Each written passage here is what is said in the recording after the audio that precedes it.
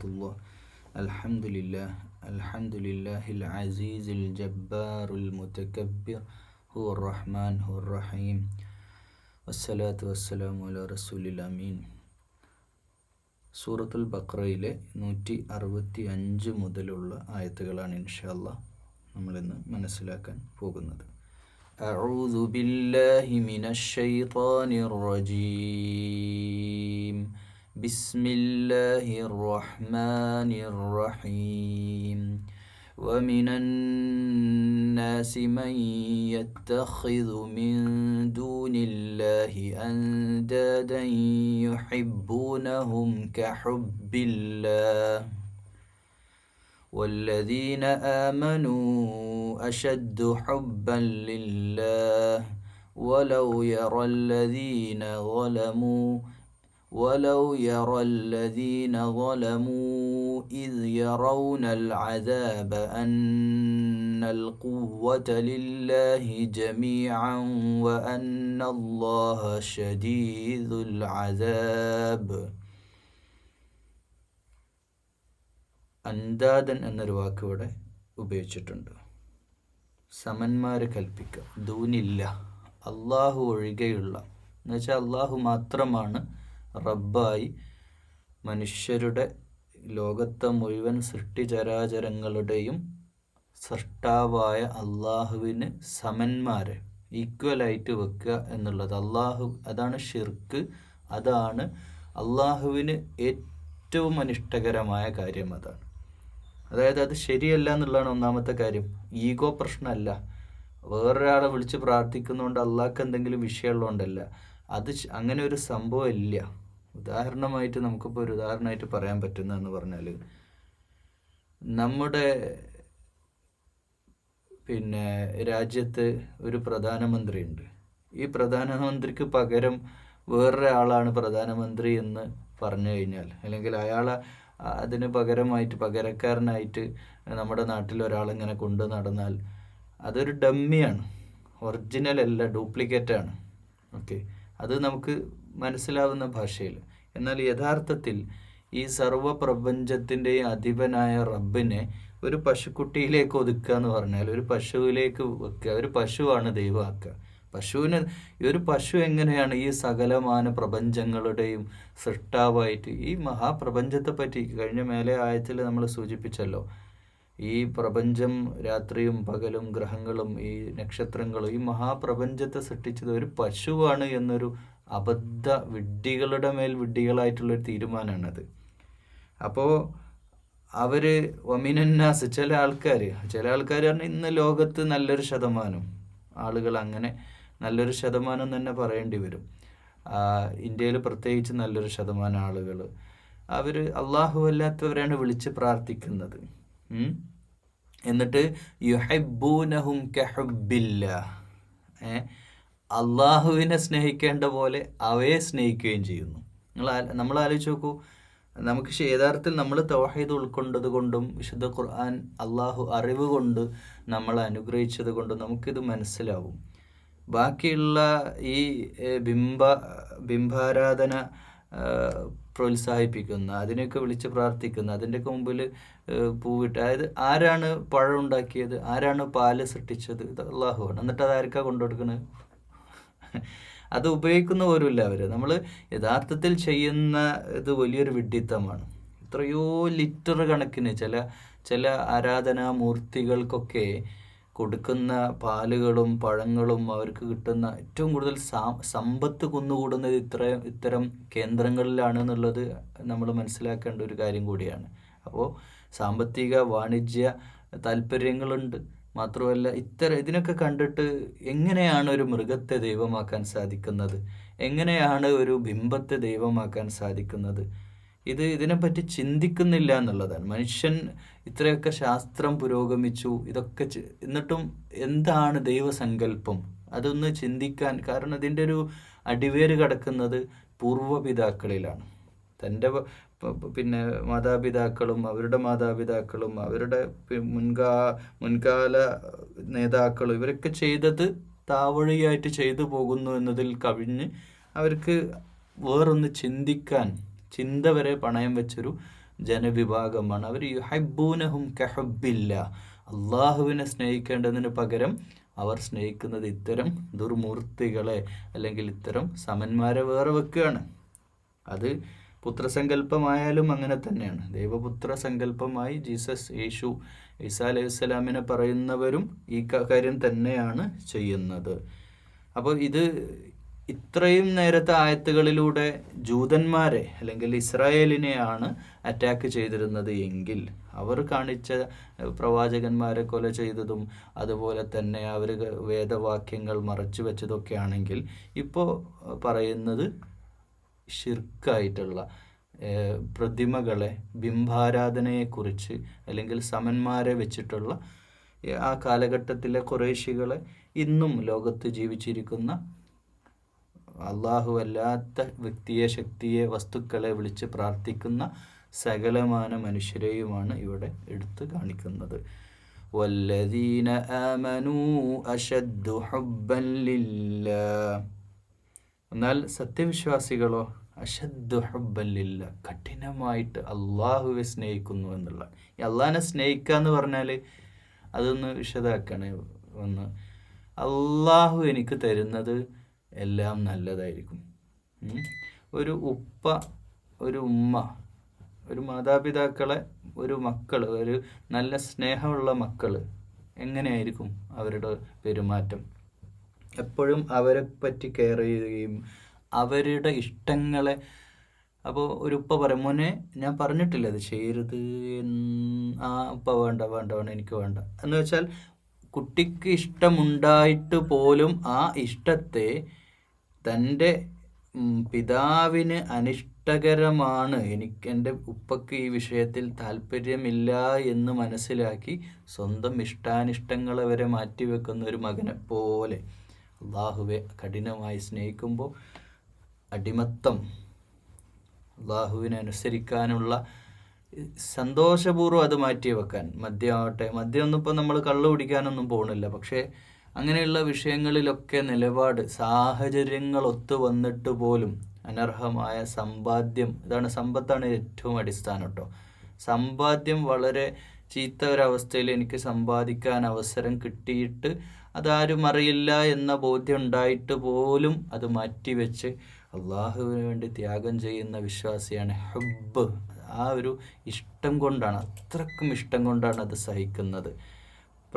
പ്രണയിനികളായി hub എന്ന് പറഞ്ഞതിന് ഇഷ്ടം എന്ന് പറഞ്ഞ പോലെ അല്ല, അപ്പുറത്തേക്കുള്ള ഒരു വല്ലാത്തൊരു ആകർഷകമായിട്ടുള്ളൊരവസ്ഥയാണ്. നമ്മൾ കാമിനികൾ പരസ്പരം പലതും വിട്ടു. നമ്മൾ ഈ ഫാമിലി ലൈഫ് അഡ്ജസ്റ്റബിളാണ് അല്ലെങ്കിൽ അണ്ടർസ്റ്റാൻഡിങ് ചെയ്ത് മുന്നോട്ട് പോകണം എന്നൊക്കെ നമ്മൾ പറയുമ്പോഴും കുടുംബജീവിതത്തിൽ ഈ ഇഷ്ടം നിലനിൽക്കുന്നുണ്ടെങ്കിൽ പിന്നെ ഉള്ളതൊന്നും ഒരു പ്രശ്നമല്ല.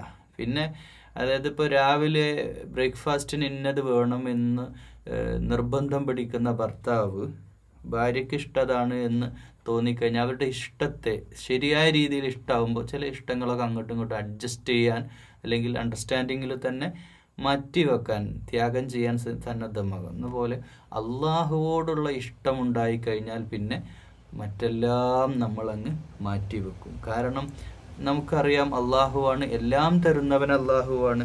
അവനെ കണ്ടുമുട്ടാനും അവങ്കിലേക്ക് ഞാൻ മടങ്ങേണ്ടതുണ്ടെന്ന ബോധവുമുള്ളൊരു വിശ്വാസിയെ സംബന്ധിച്ചിടത്തോളം അശദ്ദു ഹുബ്ബൻ ലില്ലാഹ് ആയിരിക്കും. വലൗ യറല്ലദീന ളലമു ഇദ് യറൗനൽ അദാബ്. എന്നാൽ പരമമായി അള്ളാഹുവെ സ്നേഹിക്കുന്നതോടൊപ്പം അക്രമികളായ ളാലിമീങ്ങളെ സംബന്ധിച്ചിടത്തോളം തെറ്റ് ചെയ്യുന്ന ആളുകൾ അവർക്ക് കാര്യങ്ങൾ ബോധ്യമായിക്കോളും. യറൗനൽ അദാബ്, അവർക്ക് കഠിനമായ ശിക്ഷ കാണുമ്പോൾ അവർക്ക് കാര്യങ്ങളൊക്കെ ബോധ്യമാവും. അന്നൽ ഖുവ്വത ലില്ലാഹി ജമീഅ. എന്താ ബോധ്യമാവുക? എല്ലാറ്റിൻ്റെയും ശക്തൻ, എല്ലാറ്റിൻ്റെയും മേലെ ഈ കാണുന്ന ഈ ഞാഞ്ഞുഞ്ഞു ദൈവങ്ങളോ അല്ലെങ്കിൽ ഈ സൃഷ്ടി അള്ളാഹിൻ്റെ സൃഷ്ടിയല്ല യഥാർത്ഥ ദൈവമെന്നും അവർ പ്രാർത്ഥിക്കുന്ന സമന്മാരായിട്ട് വെച്ചിട്ടുള്ള സകല സൃഷ്ടികൾ, വ്യക്തികൾ, ശക്തികൾ എന്താവട്ടെ അത് അള്ളാഹിൻ്റെ സൃഷ്ടിയായിരുന്നെന്നും സൃഷ്ടാവായ ഖുവ്വത്ത്, ശക്തിമാനായ റബ്ബ് അള്ളാഹു ആയിരുന്നു യഥാർത്ഥ ദൈവം എന്ന ബോധ്യം അവർക്കുണ്ടാകും.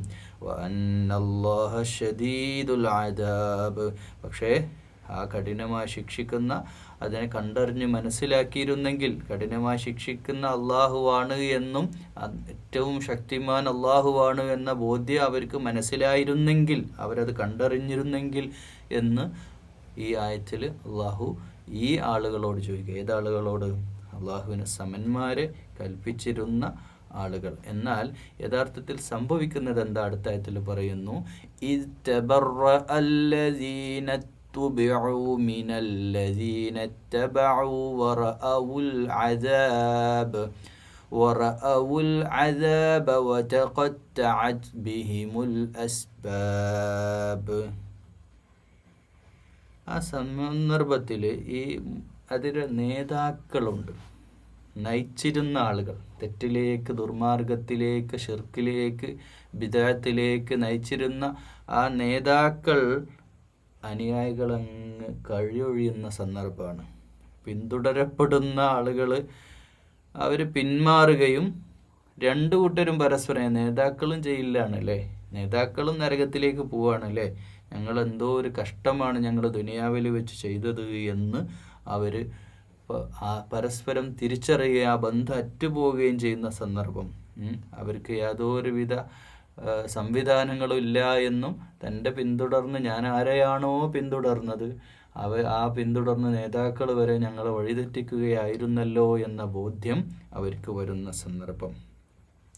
وقال الذين اتبعوا لو أن لنا كرة فنتبرأ منهم كما تبرؤوا منا.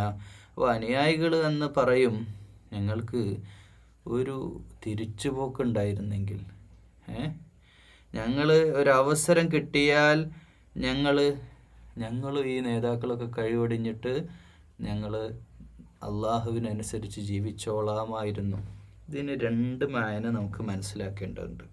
ഒന്ന്, ഈ പറഞ്ഞ രീതിയിൽ പ്രകടമായ ശിർക്ക് ചെയ്ത് അള്ളാഹു അല്ലാത്ത വ്യക്തികളെ, ശക്തികളൊക്കെ വിളിച്ച് പ്രാർത്ഥിക്കുകയും അതിൻ്റെ മുമ്പിൽ സുജൂദ് ചെയ്യുകയും അതിൻ്റെ മുമ്പിൽ ആരാധന കാര്യങ്ങളൊക്കെ. സൃഷ്ടി ഭൂമിയിൽ രണ്ട് വിഭാഗമേ ഉള്ളൂ യഥാർത്ഥത്തിൽ. ഒരുപാട് മതങ്ങൾ, ഒരുപാട് ഇസങ്ങൾ, ഒരുപാട് ദർശനങ്ങളൊന്നുമില്ല.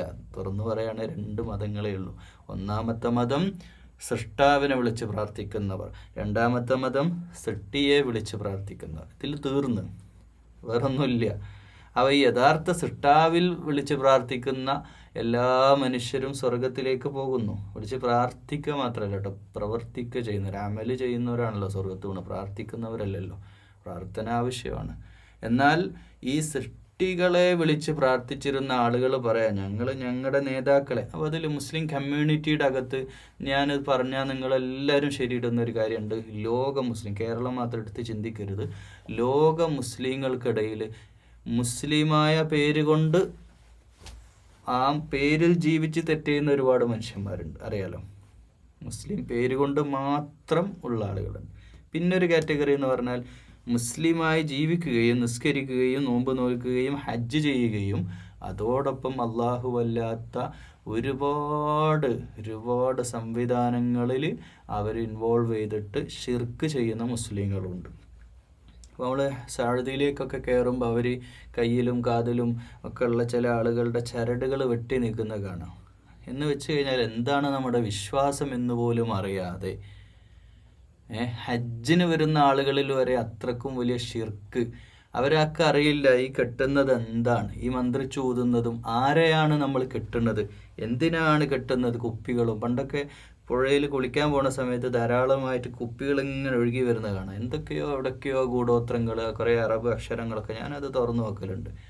അപ്പോൾ തുറന്നു നോക്കുമ്പോൾ കാണാം എന്തൊക്കെയോ അറബ് അക്ഷരം, സാമാമി എന്നൊക്കെ എഴുതിയിട്ട് എന്തൊക്കെയോ മന്ത്രോച്ചാരണങ്ങളും. വഴിവിട്ട ജീവിതം. ആരാണ് ആലിമീങ്ങൾക്ക് ഇതിനൊക്കെ ലൈസൻസ് കൊടുത്തത്?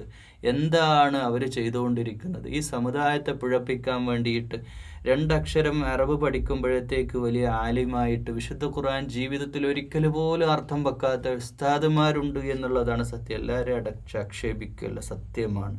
ഇങ്ങനെയൊക്കെയുള്ള ആളുകൾ ചെയ്തുകൊണ്ടിരിക്കുന്ന തെറ്റുകളുടെ പിന്നാലെ സഞ്ചരിക്കുന്ന സമുദായത്തിലെ സാധാരണക്കാരെ, അറിവില്ലാത്ത പാവങ്ങൾ, ആൾദൈവങ്ങളായി സ്വയം ചമഴുന്ന ഉസ്താദുമാർ, ഇതൊക്കെ തുടങ്ങി ഒരുപാട് ശിർക്കൻ ആചാരങ്ങളും അനിസ്ലാമികമായ കാര്യങ്ങളുമായിട്ട് മുന്നോട്ട് പോകുന്ന ഒരുപാട് ആളുകൾ മുസ്ലിം കമ്മ്യൂണിറ്റിയുടെ സമുദായത്തിൻ്റെ അകത്തുണ്ട്. അവർ പറയാ, ഞങ്ങൾക്കൊരു ചാൻസ് ഇവിടെ തന്നാൽ ഞങ്ങളെ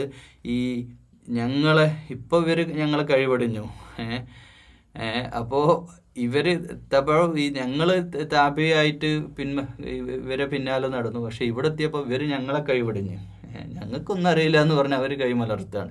അപ്പോൾ ഇതുപോലെ ഞങ്ങൾ ദുനിയാവിൽ എന്ത് ചെയ്യുമായിരുന്നു, ഞങ്ങൾക്കൊരു ചാൻസ് ഇട്ടേ ഇവരെ കൈവടിയുമായിരുന്നു എന്ന് അന്ന് അവർ പറയും. പക്ഷെ അതുകൊണ്ട് കാര്യമില്ലല്ലോ. അങ്ങനെ കദാലിക യുരീഹിമുല്ലാഹു അഅമാലഹും ഹസറാത്തിൻ അലൈഹിം വമാ ഹും ബിഖാരിജീന മിനന്നാർ. അങ്ങനെ അവർ ചെയ്തത് തന്നെ, അവരുടെ ഹസറാത്ത് തന്നെ, അവരുടെ അമാൽ തന്നെ എന്തായി, വലിയ നഷ്ടത്തിലേക്കും വലിയ ഖേദത്തിലേക്കും അവരുടെ പ്രവർത്തനം തന്നെ എത്തിച്ചു. വമാഹും ബിഖാരിജീന മിന്നാർ, അവർക്ക് നരകത്തിൽ നിന്ന് പുറത്തെടുക്കാൻ കഴിയില്ല. അപ്പോൾ ബുദ്ധിയുള്ള, ഇതിൻ്റെയൊക്കെ മേലേക്കുള്ള ആയത്തുകൾ എടുത്ത് നോക്കി, ആകാശഭൂമികളെയും പ്രപഞ്ചത്തെയൊക്കെ കണ്ടിട്ട് സൃഷ്ടാവിനെ മനസ്സിലാക്കാതെ ഏതെങ്കിലുമൊക്കെ ഞാഞ്ഞൂല് അള്ളാഹിൻ്റെ സൃഷ്ടി ദൈവങ്ങളെ പിൻപറ്റുന്ന ആളുകൾക്ക് നരകത്തുനിന്ന് കടക്കാൻ കഴിയില്ല എന്ന്. അപ്പോൾ ഈ പ്രപഞ്ചത്തിൽ ഏറ്റവും വലിയ അടിസ്ഥാനപരമായ ലക്ഷ്യം, ഈ മനുഷ്യൻ ഒരു ഭൂമിയിൽ പെറ്റു വീണിട്ട് അവനൊരു മെച്ചോറിറ്റി ലെവലെത്തിയാൽ അവൻ്റെ ഏറ്റവും ആദ്യത്തെ ഉത്തരവാദിത്വം അവൻ്റെ സൃഷ്ടാവിനെ മനസ്സിലാക്കുക എന്നുള്ളതാണ്. അത് ഏത് മതവേദ ദർശനങ്ങളിലാവട്ടെ, സൃഷ്ടാവിനെ മനസ്സിലാക്കുക എന്നതാണ് ഒന്നാമത്തെ പ്രധാനപ്പെട്ട കാര്യം. എന്നിട്ട് വീണ്ടും പറയാ, ജനങ്ങളോടാണ്, ആമനു വിശ്വാസികളോടല്ല, ലോക ജനതയോടാ പറയുന്ന കാര്യം. യാ അയ്യുഹന്നാസു കുലൂ മിമ്മാ ഫിൽ അർദി ഹലാലൻ ത്വയ്യിബൻ വലാ തത്തബിഉ ഖുതുവാതിശ് ശൈത്വാൻ ഇന്നഹു ലക്കും അദുവ്വും മുബീൻ. ഇവിടെ ഹലാൽ ത്വയ്യിബ്, രണ്ട് ഭക്ഷണം കഴിക്കാനാണ് പറഞ്ഞത്. കുലു, തിന്നോളൂ എന്നാണ് പറഞ്ഞത്. അപ്പോൾ അള്ളാഹിൻ്റെ റഹ്മത്താണ് നമുക്കുള്ള ഭക്ഷണം. നമ്മൾ ഈ തിന്നുന്നതൊക്കെ, വെള്ളം കുടിക്കുന്നതാവട്ടെ, നമ്മൾ കഴിക്കുന്ന ഏത് നല്ല ഭക്ഷണവും അത് അള്ളാഹിൻ്റെ റഹ്മത്താണ്. അള്ളാഹ് നമുക്ക് തന്ന വലിയ കാരുണ്യമാണ്. അത് നമ്മൾ ഹലാലായതേ തിന്നാൻ പാടുള്ളൂ. ഹലാൽ ഒരുപാടൊന്നും അള്ളാഹ് അനുവദിക്കാതിരുന്നിട്ടില്ല. വളരെ ഈ പന്നിയിറച്ചി, പിന്നെ രക്തം, ഇങ്ങനെ വളരെ മനുഷ്യന് ശരീരം കൊണ്ട് തന്നെ ഹാനികരമായിട്ടുള്ള കാര്യങ്ങൾ മാത്രം. അള്ളാഹ് ഭൂമിയിൽ പന്നികളുണ്ടാക്കി എന്തിനാന്നുള്ളത് നമുക്കറിയാലോ. അപ്പോൾ ഒരു ജീവിക്കും അതിനുള്ള ഉദ്ദേശങ്ങളുണ്ട്. അപ്പോൾ ആ ജീവികൾ ഇതിനുള്ളതല്ല, അത് നിങ്ങൾ തിന്നണ്ട എന്ന് അള്ളാഹ് പറഞ്ഞതാണ്. അത് മാത്രമേ ഹറാമായിട്ടുള്ളൂ. ബാക്കിയുള്ളതെല്ലാം നമുക്ക് ഹലാലായിട്ടുള്ളതാണ്. എന്നാൽ അതിൽ ഇസ്രാഫ് പാടില്ലതാനും, അതിൽ കവിയാനും പാടില്ല. ത്വയ്യിബുമായിരിക്കണം. ത്വയ്യിബല്ലാത്ത ഭക്ഷണമുണ്ട്, ഹലാലായതാണ് എന്നാൽ ത്വയ്യിബല്ലാത്ത കുറേ ഭക്ഷണങ്ങൾ. നമ്മളിപ്പോൾ സോഫ്റ്റ് ഡ്രിങ്ക്സ് എടുത്ത് നോക്കുക. അപ്പോൾ കുട്ടികളിൽ ഇപ്പോൾ അടുത്ത കാലത്ത് നടത്തിയ പഠനങ്ങളിലൊക്കെ പറയും, നമ്മൾ ഈ കളർ മിഠായികൾ, അതുപോലെ തന്നെ പലതരം ഫ്ലേവറുകൾ അടങ്ങിയിട്ടുള്ള ഇൻഗ്രീഡിയൻസ് ഉള്ള വെറും വാണിജ്യ താല്പര്യം മാത്രം, മനുഷ്യൻ്റെ ശരീരത്തിനോ ആരോഗ്യത്തിനോ യാതൊരുവിധ പരിഗണനയും കൊടുക്കാതെ അങ്ങ് പാക്കഡ് ആയിട്ടുള്ള. അപ്പം ഒറ്റ ഉദാഹരണമായിട്ട് പറയാം, നമ്മൾ സിഗരറ്റ് തിന്നല്ല എന്നാലും പറയാം, ലെൻസിലേക്ക് അത് നമ്മൾ എഴുതി വെച്ചതാണ് ഇത് ശരീരത്തിന് ഹാനികരമാണ്, എല്ലാവർക്കും അറിയണ കാര്യം. എന്നിട്ട് പോലും അതിനെ പലതും പറഞ്ഞ് ന്യായീകരിച്ചിട്ട് നമ്മൾ ആ ന്യായീകരണത്താണ് ഇവിടെ ഖുതുവാതിശ് ശൈത്വാൻ എന്ന് പറഞ്ഞത്. ചിലർ പറയും നമ്മൾ തണുപ്പുള്ള നാട്ടിലൊരു സിഗരറ്റ് ഒന്ന് വലിക്കാതെ എങ്ങനെയാണ് ജീവിക്കുക എന്നൊക്കെ ചോദിക്കുന്നവരുണ്ട്. അവരോടൊക്കെ പറയുന്നത് ഖുതുവാതിശ് ശൈത്വാനാണ്. അത് പിശാച് അങ്ങനെ പറയാം നമ്മളോട്. ഇങ്ങനെ നമുക്ക് ചില ഭക്ഷണങ്ങളൊക്കെ മുമ്പിൽ വരുന്ന സമയത്ത്, ചില ഡ്രിങ്ക്സൊക്കെ പ്രത്യേകിച്ച് കളറ് ചേർത്തിട്ടുള്ള മാരകമായിട്ടുള്ള ആൽക്കഹോൾ ഇൻക്ലൂഡഡ് ആണെന്നാണ്. ഇപ്പോൾ ഒരു ഉദാഹരണം, കൊക്കക്കോളയിൽ ആൽക്കഹോൾ ഇൻക്ലൂഡഡ് ആണ്, നിങ്ങൾ ഗൂഗിൾ ചെയ്താൽ കിട്ടും. അപ്പോൾ അത് ചെറിയൊരു പെർസെൻറ്റേജ് അല്ലേ, മെഡിസിനിലൊക്കെ നമ്മൾ ഉപയോഗിക്കണില്ലേ എന്നൊക്കെ പറഞ്ഞ് നമ്മളതിനെ ന്യായീകരിക്കുന്നതൊക്കെ ഇത് പൈശാചിക പാതയാണ്. ഇസ്രാഫ് നടത്തുക. എന്നിട്ട് ഭക്ഷണം, ഇപ്പം വീട്ടിലൊരു സൽക്കാരുണ്ട്, 1, 2, 3 ഐറ്റം പോലെ എന്തിനാണ് ഇത്രയും വലിയ, ആരെ കാണിക്കാനാണ് നമ്മൾ ഈഗോ ഇത്രയും പണം പൊടിച്ച് കളയുന്നത്? ലോകം ഇത്രയും പട്ടിണിക്കാരുള്ള ഒരു നാട്ടിൽ അപ്പോൾ നമ്മളെ ഭക്ഷണശീലങ്ങളെയും ഭക്ഷണത്തോടുള്ള സമീപനവും അള്ളാഹ് പറയാം. ഒരു മനുഷ്യൻ്റെ ഏറ്റവും അടിസ്ഥാനപരമായ വിഷയമാണല്ലോ. നമ്മളിപ്പോൾ ഈ ഖുർആൻ ക്ലാസ് കേട്ട് കുറച്ച് കഴിഞ്ഞ് നമ്മുടെ അടുത്ത ഭക്ഷണത്തിലേക്കല്ല നമ്മൾ പോകുന്നത്. അപ്പോൾ നല്ലത് തിന്നാൻ തന്നെയാണ്, നല്ലതായിരിക്കണം എന്നുള്ളത്. അനുവദിച്ചത് മാത്രമായ പോരാ, നല്ലതും കൂടെ ആയിരിക്കണം എന്ന് ഖുർആൻ അള്ളാഹിൻ്റെ കൽപ്പനയാണ്. നോക്കൂ, ഈ അള്ളാഹ് കൽപ്പിക്കുന്നതൊന്നും അള്ളാഹ്ക്ക് വേണ്ടിയിട്ടല്ല, നമുക്ക് വേണ്ടിയിട്ടാണ്. നമ്മുടെ കിഡ്നിയാണ് പോകുന്നത്. ഈ ഫ്ലേവറുകൾ ചേർത്ത് മസാലകളുടെ ഒരു മസാല കൾച്ചർ ഉണ്ട് കേരളം, നമുക്കറിയാലോ. നമുക്ക് കൃത്യമായൊരു ഭക്ഷണ ശീലം പോലും ഇല്ല. നമ്മൾ കഴിക്കുന്ന യഥാർത്ഥത്തിൽ പറഞ്ഞു കഴിഞ്ഞാൽ ഇപ്പോൾ ഭക്ഷണ ക്ലാസ് ആയി പോകുന്നുള്ള അങ്ങോട്ട് പോകാതിരിക്കുക. കാരണം നമ്മുടെ ഫുഡ് ഹാബിറ്റ് തന്നെ വളരെ തെറ്റായിരുന്നു. ഇത്രയും മസാലകളൊക്കെ നമ്മുടെ ഈ ഒരു ക്യാമറ വെച്ചിട്ട് എൻഡോസ്കോപ്പി ചെയ്യുന്നുണ്ടല്ലോ, ഒരു വായിലൂടെ ഇങ്ങനെ ഒന്ന് അങ്ങോട്ടുള്ള വീഡിയോ ഒന്ന് നിങ്ങൾ പറ്റുമെങ്കിൽ യൂട്യൂബിലൊന്ന് കണ്ടു നോക്കൂ. എന്തുമാത്രം സോഫ്റ്റ് ആയിട്ടുള്ള ഏരിയയാണ് അങ്ങോട്ടുള്ളത്. ഇതിലേക്കാണ് ഈ എരിയും പുളിയും, ശക്തമായ എരിവുള്ള ശക്തമായ പുളിയുള്ള ഇതൊന്നും നമുക്ക് ചേർന്നതല്ല. നമ്മുടെ വയറ്റിൻ്റെ ചിലതൊക്കെ നാവിന് രുചികരമായിരിക്കും, പക്ഷേ അകത്തേക്ക് നല്ലതല്ല. അപ്പോൾ ഹലാലായിട്ടുള്ളത്, അനുവദനീയമായിട്ടുള്ള നല്ല ഭക്ഷണങ്ങൾ, ഫ്രൂട്ട്സ്, വെജിറ്റബിൾസ്, ചിക്കനും മട്ടനൊക്കെ അനുവദിച്ച് തന്നെയാണ്. ഇതൊക്കെ നല്ല രീതിയിൽ പൊരിച്ച് നല്ല രീതിയിൽ നല്ല ഭക്ഷണം. ഇപ്പം ഷവായ നമുക്ക് കുറ്റം പറയാം, അതിൽ ഇന്നെ കരിഞ്ഞ ഭാഗങ്ങളൊന്നും നല്ലതല്ല, പക്ഷേ അതിൽ മസാലകൾ കുറവാണ്. അപ്പോൾ ഇങ്ങനെയുള്ള ഭക്ഷണങ്ങൾ അറബ് ഫുഡാണ് ഒരു പക്ഷേ ഹെൽത്തി ഫുഡ്, അവർ കഴിക്കുന്ന ഫുഡ്. അപ്പം ഹുബൂസ് കേന്ദ്രീകരിച്ചുള്ള, എന്നാലാവട്ടെ ഫാസ്റ്റ് ഫുഡിലേക്ക് പോകാനല്ല പറയുന്നത്. പക്ഷേ നല്ലൊരു ഭക്ഷണ കൾച്ചർ ഉണ്ടാവുക, എങ്ങനെ കഴിക്കണം, എന്ത് കഴിക്കണം എന്നൊക്കെ, എത്ര ക്വാണ്ടിറ്റി കഴിക്കണം എന്നൊക്കെ വേറെ പറയുന്നുണ്ട്. ഹദീസുകൾ വഴി നമ്മളെ അറിയിക്കുന്നുണ്ട്. പക്ഷേ ഈ ത്വയ്ബ് എന്നുള്ളിടത്ത് കൂടെ നമ്മളിപ്പോൾ ഹറാമായിട്ടുള്ള ഭക്ഷണം നമ്മളാരും പോയിട്ട് കഴിക്കാൻ പോകുന്നില്ല. പക്ഷേ ഹലാലായത് തന്നെ ത്വയ്ബാണോ എന്നുള്ളത് നമ്മൾ കഴിക്കുന്ന ഭക്ഷണത്തിൽ ഒരു അവലോകനം നടത്തുക. രണ്ട് കാര്യം, നമ്മൾ കഴിക്കുന്ന ഭക്ഷണം ത്വയ്ബാണോ എന്ന് പഠിക്കുന്നതോടൊപ്പം ത്വയ്ബായിട്ടുള്ള ഭക്ഷണം കഴിച്ചാൽ വയറിന് നല്ല സുഖമാണ്. ഇപ്പോൾ കഴിഞ്ഞ ദിവസം ഒരു അനുഭവം പറയാം. ഇങ്ങനെ കോഴിക്കോട് മലപ്പുറത്തുനിന്ന് ഇങ്ങനെ വരുമ്പോൾ കോഴിക്കോട് റൂട്ടിലെത്തിയപ്പോൾ ഒരു പുതിയൊരു, ഞാൻ അതിൻ്റെ ബ്രാൻഡ് പേര് പറയുന്നില്ല, ഒരു പുതിയൊരു അറബിക് ഫുഡ് അവിടെ കണ്ട്. ഞാനും എൻ്റെ ഉമ്മയും ഉപ്പയും എല്ലാവരും അവിടെ കയറി ഒരു ഭക്ഷണം അവിടെ നിന്ന് കഴിച്ചു.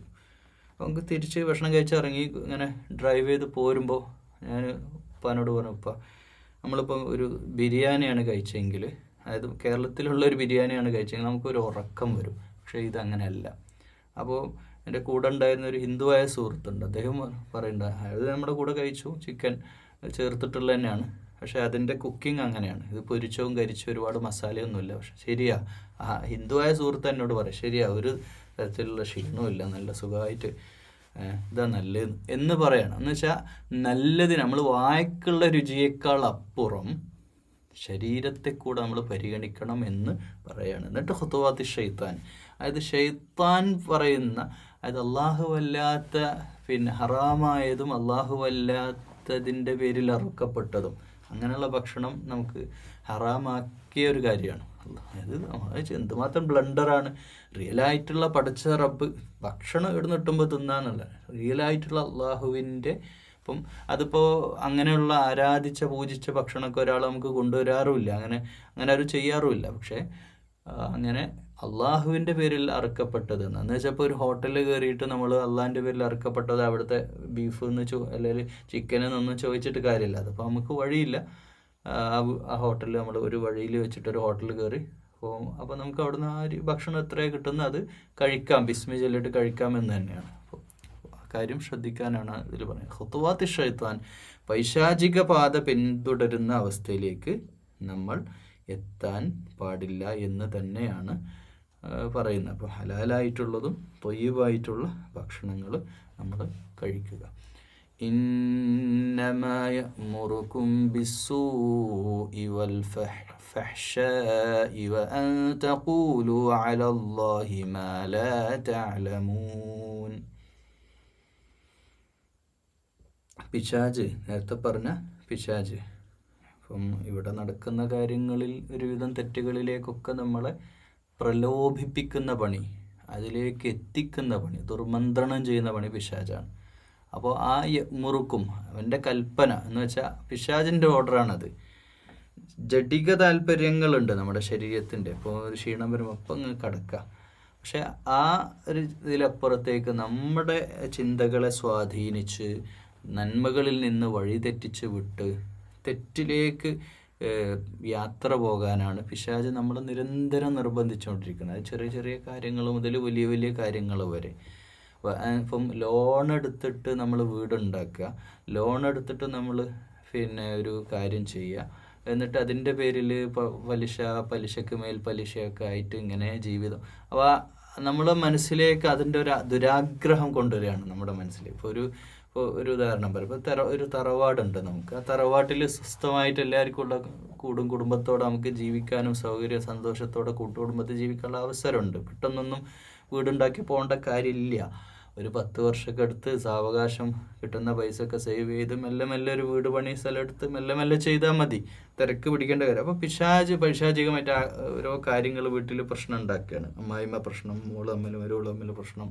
എന്നിട്ട് മക്കൾക്ക് ഒരു സേഫ്റ്റി ഇവിടെ ഇല്ല, നമുക്ക് ഇവിടുന്ന് പോകണം, പെണ്ണിനെ കൊണ്ട് പറയും. ഇതൊക്കെ പൈശാചിക പ്രേരണകളാണ്. അത് നമുക്ക് മനസ്സിലാക്കാൻ പോലും സാധിക്കില്ല പലപ്പോഴും എന്നുള്ളതാണ് അതിൻ്റെ സത്യാവസ്ഥ. എന്നിട്ട് നമ്മൾ എന്ത് ചെയ്യുക, ഇങ്ങനെ കടം വള്ളിയായിട്ട് അവിടെയും ഇവിടെയും ലോൺ എടുത്തും ഇങ്ങനെയൊക്കെ ആയിട്ട് പിന്നെ അങ്ങോട്ട് കഷ്ടപ്പെടുകയാണ്. അപ്പം നമ്മൾ തെറ്റിലേക്ക് സഞ്ചരിക്കുന്നത് പൈശാചികമായ കൽപ്പനകളാണ്. അത് നമ്മുടെ തെറ്റിലേക്കാണ് പിശാച് കൊണ്ടുവന്നത്.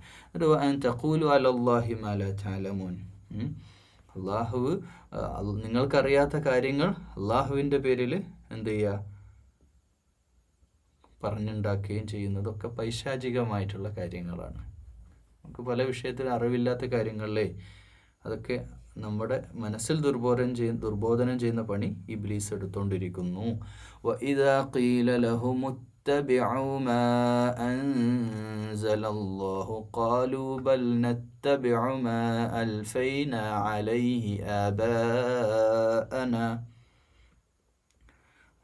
ഈ അള്ളാഹു ഇറക്കി തന്ന ഖുർആൻ, ഇഞ്ചീൽ, സബൂർ, തോറ, ദൈവിക വേദദർശനങ്ങൾ പിൻപറ്റൂ എന്ന് പറയപ്പെട്ടാൽ അവർ പറയും. ആര്? ഖാലു, അവർ ആര്? ഈ ക്രൈസ്തവ ജൂത വേദദർശനങ്ങളുടെ ബിംബാരാധകരായിട്ടുള്ള ആളുകൾ പറയും. ക്രൈസ്തവരെ വിടണം ഇവിടെ കേട്ടോ. ഇവിടെ നമ്മൾ ക്രൈസ്തവരെ അല്ല എയിം ചെയ്യും. നമ്മളിപ്പോൾ ഈ ആയത്തിൻ്റെ തുടക്കം മുതലേ വരുന്നത് ബിംബാരാധകരെയാണ്. ബിംബാരാധനയിൽ ശിർക്കൻ ആരാധനകൾ. കാരണം നമ്മൾ ഇസ്രായേലിനെ പോലും, ബനി ഇസ്രായേൽ സമൂഹത്തിൽ ബിംബാരാധകർ കുറവാണ്. അവർ യഥാർത്ഥത്തിൽ ഇപ്പോഴും കാലത്തെ ജൂതന്മാർ ഏകദൈവ വിശ്വാസികളാണെന്നുള്ളതിൻ്റെ കാര്യത്തിൽ തർക്കമില്ല. പക്ഷെ ഇപ്പം നമ്മൾ ഖുർആൻ ഇപ്പം ഫോക്കസ് ചെയ്യുന്ന, അള്ളാഹു പറയുന്നത് ഈ പൂർവ്വപിതാക്കന്മാർ ഖാലൂ ബൽ നത്തബിഉ മാ അൽഫൈന അലൈഹി ആബാഅന. അബുൻ എന്ന് പറഞ്ഞ ഉപ്പ, ആബാഅന എന്ന് പറഞ്ഞാൽ ഞങ്ങളുടെ പൂർവ്വപിതാക്കൾ, ബാപ്പ വല്യാപ്പന്മാർ മുതലേ ഞങ്ങളൊക്കെ ഈ ഒരു ടേമിൽ ഇങ്ങനെയൊക്കെ ജീവിക്കുന്നവരാണ്. അതുകൊണ്ട് ഞങ്ങളിതൊന്നും മാറൂല. ഇത് മുസ്ലിം കമ്മ്യൂണിറ്റിയുടെ അകത്തുള്ള മുശ്രിക്കുകളുണ്ട്. ഞാൻ പറഞ്ഞ വാക്കിനെ ഒന്നുകൂടെ പറയാണ് മനസ്സിലാവാത്തവർക്ക് വേണ്ടിയിട്ട്. അങ്ങനെ പെട്ടെന്ന് പറയുമ്പോൾ മനസ്സിലാവും. മുസ്ലിം കമ്മ്യൂണിറ്റിയുടെ ലാ ഇലാഹ ഇല്ലല്ലാഹ് പറഞ്ഞ് 5 നേരം സുജൂദ് ചെയ്ത് നോമ്പെടുത്ത് സക്കാത്ത് കൊടുത്ത് ഹജ്ജ് ചെയ്ത് ശിർക്ക് ചെയ്യുന്നവരുണ്ട്. അങ്ങനെ ഉണ്ട്, അത് സത്യമാണ്. ഇപ്പോൾ ലക്ഷദ്വീപ് മൊത്തമായിട്ട് ആക്ഷേപിക്കല, ദ്വീപിനെ മൊത്തം പറയല്ല. അപ്പോൾ അതിൽ ഒരു സുഹൃത്തുമായിട്ട് അങ്ങനെ സംസാരം പറഞ്ഞു. ഇപ്പോഴും മക്ക മുശ്രിക്കുകളുടെ അവസ്ഥയാണ് ഞങ്ങളുടെ നാട്ടിൽ. മിക്ക മുസ്ലിങ്ങളും പേരുകൊണ്ടും എല്ലാം കൊണ്ടും മുസ്ലിങ്ങളാണ്. പക്ഷേ അവർ ചെയ്തുകൊണ്ടിരിക്കുന്ന പ്രവൃത്തികൾ അള്ളാഹ്ക്ക് നിരക്കാത്ത, അള്ളാഹുവിന് ഏറ്റവും പ്രകടമായ ശിർക്കൻ ആചാരങ്ങളും അനുഷ്ഠാനങ്ങളുമായിട്ട് എന്തിനു പറയണം, ദർഗകളും പള്ളികളും അടക്കം ഈ പണികളൊക്കെ അവർ ചെയ്തുകൊണ്ടെന്ന് വെച്ചാൽ അന്നേരം തിരി കത്തിക്കുന്നതും വിളക്ക് വെക്കുന്നതും എന്താണോ ഹൈന്ദവ ദർശനം അവർ ചെയ്തുകൊണ്ടിരിക്കുന്ന ഹൈന്ദവ ദർശനത്തെ അല്ല കേട്ടോ കുറ്റം പറയുന്നത്, അവരുടെ ആചാരങ്ങൾ എന്താ അതുപോലെ കോപ്പി അടിച്ചിട്ട് അങ്ങനെ ജീവിക്കുന്ന ആള്. ചാണിന് മുഴത്തിന് മുഴയായിട്ട് അടുക്കുമെന്ന് പറഞ്ഞിട്ടില്ലേ നബി സല്ലല്ലാഹു അലൈഹി വസല്ലം? അതുപോലെ അങ്ങനെ അവരുടെ രീതികളോട് പൊരുത്തപ്പെട്ട് ജീവിക്കുന്ന അത് തന്നെയാണ് നമ്മൾ തമ്മിൽ പേരുകൊണ്ടും വേഷം കൊണ്ടും മനസ്സിലാവുന്നല്ല, ഓരോ വ്യത്യാസമില്ലാത്ത അവസ്ഥയിൽ അങ്ങനെ ജീവിക്കുന്നവരുണ്ട് എന്നൊരു സഹോദരൻ പറഞ്ഞു ഓർക്കുകയാണ്. അപ്പോൾ അത് ഉണ്ടോ ഇല്ലേ അല്ലാലും, പക്ഷെ അങ്ങനെയൊക്കെ ഉണ്ട്. ലോകത്തിൻ്റെ പല ഭാഗത്തും ഇങ്ങനെയൊക്കെയുള്ള എന്തൊക്കെയാ നടക്കുന്നതെന്ന് അറിയാം. എന്തൊക്കെയോ തെറ്റായ കാര്യങ്ങൾ ഓരോ നാട്ടിനും തോന്നിയതുപോലെ അങ്ങ് ഇസ്ലാമിനെ വളച്ചൊടിച്ച് ഇത് തൊടൂല. ഖുർആൻ അവരൊന്നും തൊടൂല എന്നുള്ളതാണ്. ഖുർആൻ എന്ന് പറഞ്ഞാൽ ഓതുക, കൂലി ഉണ്ടാക്കുക, കാണാതെ പഠിക്കുക, കൂലി ഉണ്ടാക്കുക. ഹാഫിളീങ്ങൾ തന്നെ എത്ര ഹാഫിളീങ്ങൾ ഉണ്ടറിയാം. ഫാത്തിഹയുടെ അർത്ഥം അറിയാത്ത ഹാഫിളീങ്ങൾ. സത്യമാണിത്. കേരളത്തിൽ തന്നെ ഉണ്ട്. നിങ്ങളൊന്ന് ശരിക്കും ഹാഫിളീങ്ങളൊക്കെ കാണുമ്പോൾ ഫാത്തിഹേൻ്റെ അർത്ഥം എന്ന് പറ മോനെ എന്നൊന്ന് പറഞ്ഞു. മോനായിരിക്കില്ല, ചിലപ്പോൾ വലിയ പള്ളിയിൽ ഉസ്താദായിരിക്കും. അങ്ങനെയൊക്കെ സംഭവിക്കുന്നുണ്ട്. ഒരുപാട് കിതാബുകൾ പഠിച്ചിട്ട് ലോകത്തെ മുൻകഴിഞ്ഞ് പോയിട്ടുള്ള ബഗ്ദാദിലെ അല്ലെങ്കിൽ ഇസ്ലാമിക പണ്ഡിത ചരിത്ര ലോകത്തെ മുഴുവൻ ചരിത്രങ്ങളും കിതാബുകളും ഫിഖ്ഹിൻ്റെ ഗ്രന്ഥങ്ങളും താരീഖും ബുഹൂസും എല്ലാം പഠിച്ച് ആലിമീങ്ങൾ, പക്ഷെ ഇതറിയില്ല, കണ്ടന്റ് അറിയില്ല. സത്യമാണ്, ഇങ്ങനെയൊക്കെ ഉണ്ട്. അപ്പോൾ ഇതിൽ നിന്നൊക്കെ ഒരു മാറ്റം ഉണ്ടാവണം. അപ്പോൾ അവർ പറയുന്ന കാര്യം ഇത് ഞങ്ങളുടെ പൂർവ്വപിതാക്കൾ, ഞങ്ങളുടെ വാപ്പ വല്യാപ്പന്മാർ മുതലുള്ള കാലത്ത് ഞങ്ങൾ ചെയ്തുകൊണ്ടിരിക്കുക, ഞങ്ങളിത് നിർത്തൂല എന്ന് പറയുന്നൊരവസ്ഥ ഉണ്ട് എന്നാണ്. അവലൗകാന ഒരു സുന്ദരമായൊരു ചോദ്യം ചോദിക്കുകയാണ്. മനഃശാസ്ത്രപരമായിട്ടൊരു ചോദ്യം അത്. അവലൗകാന ആബാഉഹും ലാ യഅഖിലൂന ശൈഅൻ വലാ യഹ്തദൂൻ. ചില ആയത്ത് നമ്മൾ ചിരി വരും. എല്ലാ ചങ്ങായിമാരെ, നിങ്ങളെ പൂർവ്വപിതാക്കന്മാർ ചിന്തിക്കാനും ബോധമില്ലാത്തവരാണെങ്കിലോ, നിങ്ങളെ ഡയലോഗ് ഇതല്ലേ, ഞങ്ങളെ പൂർവ്വപിതാക്കന്മാരൊക്കെ തന്നെ ചെയ്തുകൊണ്ടിരുന്നതല്ലേ, ഞങ്ങളെ വാപ്പ വല്യാപ്പന്മാർ മുതലേ ഞങ്ങൾ ഈ പരിപാടി ഇവിടെ നടത്തുന്നത്, പിന്നെ നിങ്ങളെന്താ ഇപ്പോൾ പുതിയൊരു ഇസ്ലാമുമായിട്ട് പുത്തൻവാദവുമായിട്ട് വന്നതെന്നൊക്കെ ചോദിക്കുന്നവരോട് തിരിച്ച് ചോദിക്കാനുള്ള ചോദ്യമാണ്. എല്ലാം നിങ്ങളെയും വാപ്പ വല്യാപ്പന്മാർക്കൊക്കെ വിവരമല്ലെങ്കിൽ നിങ്ങൾ അവർക്ക് വിവരം സന്മാർഗം പ്രാപിക്കാത്തവരാണെങ്കിലോ എന്ന് ചോദിക്കുകയാണ്. ബോധം വേണ്ടേ എന്നുള്ള രീതിയിൽ ചോദിക്കുകയാണ്. കാരണം ഖുർആൻ വായിച്ചാൽ തന്നെ മതി തൗഹീദിലേക്കും ശരിയായ വഴിയിലെത്താൻ. ആര് മുത്തഖിയാണല്ലോ കേട്ടോ. തഖ്വയോടെ അല്ലാഹുവിൽ അണയണമെന്നും നാളെ സ്വർഗപ്രവേശനം സാധിക്കണമെന്നും ആത്മാർത്ഥമായി ആഗ്രഹിക്കുന്ന ഒരുവന്, വലിയ ഒരുത്തിക്ക് ആരാവട്ടെ, ഖുർആൻ വഴി കാണിക്കും, അള്ളാഹു വഴി കാണിച്ചു കൊടുക്കും, യാതൊരു സംശയമില്ല. ഖുർആൻ വഴി കാണിക്കാനുമാണ്, ചിലരെ വഴി തെറ്റിക്കാനുമാണെന്നാണ്. ചിലർ വഴി തെറ്റുകയും ചെയ്യും. وَمَثَلُ الَّذِينَ كَفَرُوا كَمَثَلِ الَّذِي يَنْعِقُ بِمَا لَا يَسْمَعُ إِلَّا دُعَاءً وَنِدَاءً صُمٌّ بُكْمٌ عُمْيٌ فَهُمْ لَا يَعْقِلُونَ. ഇത് നേരത്തെ കാഫിറുകളുടെ വിഷയത്തിൽ ഇതേ വാക്കുകൾ പറഞ്ഞിട്ടുണ്ടായിരുന്നു. പോത്തിനോട് വേദമോതുന്ന പോലെയാണ്. മലയാളത്തിൽ പറഞ്ഞതിൻ്റെ അറബി അള്ളാഹ് പറയാണ്. അപ്പോൾ മസലുല്ലദീന കഫറു, ഈ സത്യനിഷേധികൾ. അപ്പോൾ കാഫിർ എന്ന് പറഞ്ഞാൽ പുറത്തുള്ള ഹിന്ദു വല്ല ഏതെങ്കിലും ഇസ്ലാമിനെ പറ്റിയോ ഖുർആനെ പറ്റിയോ ഒരു ധാരണയില്ലാത്ത ഏതെങ്കിലും നാട്ടിൽ ജീവിക്കുന്നവരല്ല. വിശ്വാസം ഉൾക്കൊണ്ട് കലിമ ചൊല്ലിയ ശേഷം നിസ്കരിക്കുന്ന ആളുകളുടെ കൂട്ടത്തിലും കുഫ്രിയത്തുണ്ട് എന്ന് തന്നെയാണ് മനസ്സിലാക്കേണ്ടത്. അത് മക്ക കാലഘട്ടത്തിലെ മക്ക മുശ്രിക്കുകൾ ഷിർക്ക് ചെയ്യുന്നവരാണ്. പക്ഷെ മുശ്രിക്കുകളല്ല കാഫിറുകൾ. മുശ്രിക്കുകൾ ഷിർക്ക് ചെയ്തുകൊണ്ട് മുന്നോട്ട് പോയിട്ടുണ്ട്. പക്ഷേ സത്യമായ വേദദർശനം ഖുർആൻ അവരുടെ മുമ്പിൽ, മുശ്രിക്കുകളുടെ മുമ്പിൽ എത്തിയപ്പോൾ മുശ്രിക്കായിട്ടുള്ള ഒരുപാട് സഹാബിമാർ തൗഹീദിലേക്ക് വരികയാണ്. അവർ പിന്നെ മുവഹിദുകളായിട്ട്, ഇസ്ലാമിസ്റ്റുകളായിട്ട്, മുസ്ലിങ്ങളായിട്ട് മാറുകയാണ്. എന്നാൽ മുശ്രിക്കുകളായിട്ട് ഒരു വിഭാഗം അവരുടെ നിഷേധത്തിൽ തുടരുന്നു, സത്യം മനസ്സിലാക്കിയിട്ടും. അവരാണ് കാഫിറുകൾ. ആ കാഫിറുകൾ, സത്യനിഷേധികളായിട്ടുള്ള കാഫിറുകൾ, അങ്ങനെയുള്ള ആളുകൾ, നിങ്ങൾ ഈ ദഅവ മേഖലയിലൊക്കെ പ്രവർത്തിച്ചിട്ടുണ്ടെങ്കിൽ നമ്മൾ ചില ആളുകളുമായിട്ട് അള്ളാഹുവിനെ പറ്റി, ദീനിനെ പറ്റിയൊക്കെ ഒരു ഹിന്ദുവായിട്ടുള്ള വിശ്വാസിയായിട്ടുള്ള ഒരു ദൈവിക വിശ്വാസമുള്ള ഒരു യഥാർത്ഥ ഹിന്ദുവിനോടോ യഥാർത്ഥ ക്രൈസ്തവരോടോ നമ്മൾ അള്ളാഹുവെ പറ്റി കുറച്ച് അറബ് വാക്കുകൾ മാറ്റി വെച്ചൊന്ന് സംസാരിച്ച് അത്രേ നമ്മൾ തമ്മിലുള്ള അകലമുള്ളൂ കേട്ടോ. നമ്മൾ പലപ്പോഴും പല ചർച്ചകളിലും മുസ്ലിം സമുദായത്തിൻ്റെ ഭീകരവാദം, തീവ്രവാദം ഒക്കെ പറയുമ്പോൾ അറബ് വാക്കിൻ്റെ മലയാളം പറഞ്ഞാൽ തീരാവുന്ന പ്രശ്നങ്ങളെ ഈ തീവ്രവാദ കേസുകൾക്കൊക്കെ ഉള്ളൂ. അപ്പോൾ ആ വാക്ക് അവരോട് സംസാരിക്കുമ്പോൾ ആ രീതിയിൽ, പക്ഷെ അള്ളാഹു എന്ന വാക്കിന് മാത്രം നമുക്ക് മലയാളം വെക്കാൻ കഴിയില്ല. ദൈവം എന്ന് പറയാവുമ്പോൾ അവിടെ തെറ്റിദ്ധരിക്കപ്പെടുന്നുണ്ട് എന്നുള്ളതുകൊണ്ട് അള്ളാഹ് തന്നെ പറയുന്നത്. ദൈവം എന്ന് പറയുമ്പോൾ പലതിൻ്റെയും ദൈവമായിട്ട് മാറുകയാണ്. അപ്പോൾ അള്ളാഹ് മുസ്ലിങ്ങളുടെ ദൈവമല്ല, ആരാണ് അള്ളാഹു? ബിറബിന്നാസ്, ജനങ്ങളുടെ, ലോകത്തെ മുഴുവൻ മനുഷ്യരെയും സൃഷ്ടിച്ച ആരാണ്? ഹിന്ദുവായ ഒരു മനുഷ്യനോട് നമ്മൾ സംസാരിക്കുക, നിന്നെ സൃഷ്ടിച്ച ഹിന്ദുവായ അല്ലെ ക്രൈസ്തവനോട് അല്ലെ മറ്റേത് വംശത്തിൽപ്പെട്ടവനാവട്ടെ, ദേശത്തിൽ ജീവിക്കുന്നവനാവട്ടെ, നിന്നെ ആരാ സൃഷ്ടിച്ചത്? ചോദ്യം. ഉത്തരം, എൻ്റെ ദൈവം. ആ ദൈവമാണ് ഞങ്ങൾ പ്രാർത്ഥിക്കുന്നത്. നമ്മൾ തമ്മിൽ വ്യത്യാസമൊന്നുമില്ല, ദൈവം അത് തന്നെയുള്ളൂ. പക്ഷെ ആ ദൈവത്തെ അള്ളാഹു എന്നാണ് പേര്. അള്ളാഹുവിന് ചില സവിശേഷതകളുണ്ട്. ബാക്കി പിന്നെ അസ്മാഉൽ ഹുസ്ന ആ മനുഷ്യനെ പഠിപ്പിച്ചു കൊടുക്കണം. പിന്നെ ലാ ഇലാഹ ഇല്ലല്ലാഹ് പറയണം. ഇതാണല്ലോ നമ്മൾ ദഅവ ചെയ്യുന്നത്. പിന്നെ പരലോക ജീവിതത്തെ പറ്റിയും പിന്നെ റിസാലത്തും ഒക്കെ പിന്നെ വരേണ്ട കാര്യങ്ങളാണ്. പക്ഷേ അങ്ങനെ നമ്മൾ പറയുമ്പോഴും ഈ കാഫിറുകൾ, ഞാൻ പറഞ്ഞ എക്സ്പീരിയൻസ് എന്ന് പറഞ്ഞാൽ, നമ്മൾ അങ്ങനെ നല്ലൊരു ദൈവിക വിശ്വാസിയോട് സംസാരിക്കുമ്പോൾ വളരെ പെട്ടെന്ന് അയാൾ കാര്യങ്ങൾ മനസ്സിലാക്കുകയും നമ്മൾ പറയുന്നതെല്ലാം ശരിയിടുകയും ചെയ്യും. അവർക്കും അത് ഉൾക്കൊള്ളാൻ കഴിയും. എന്നാൽ ഈ കാഫിറുകളല്ലേ, അവരുടെ മനസ്സിൽ കേൾക്കൂല. ലാ യസ്മഉ ഇല്ലാ ദുആഅൻ വനിദാ.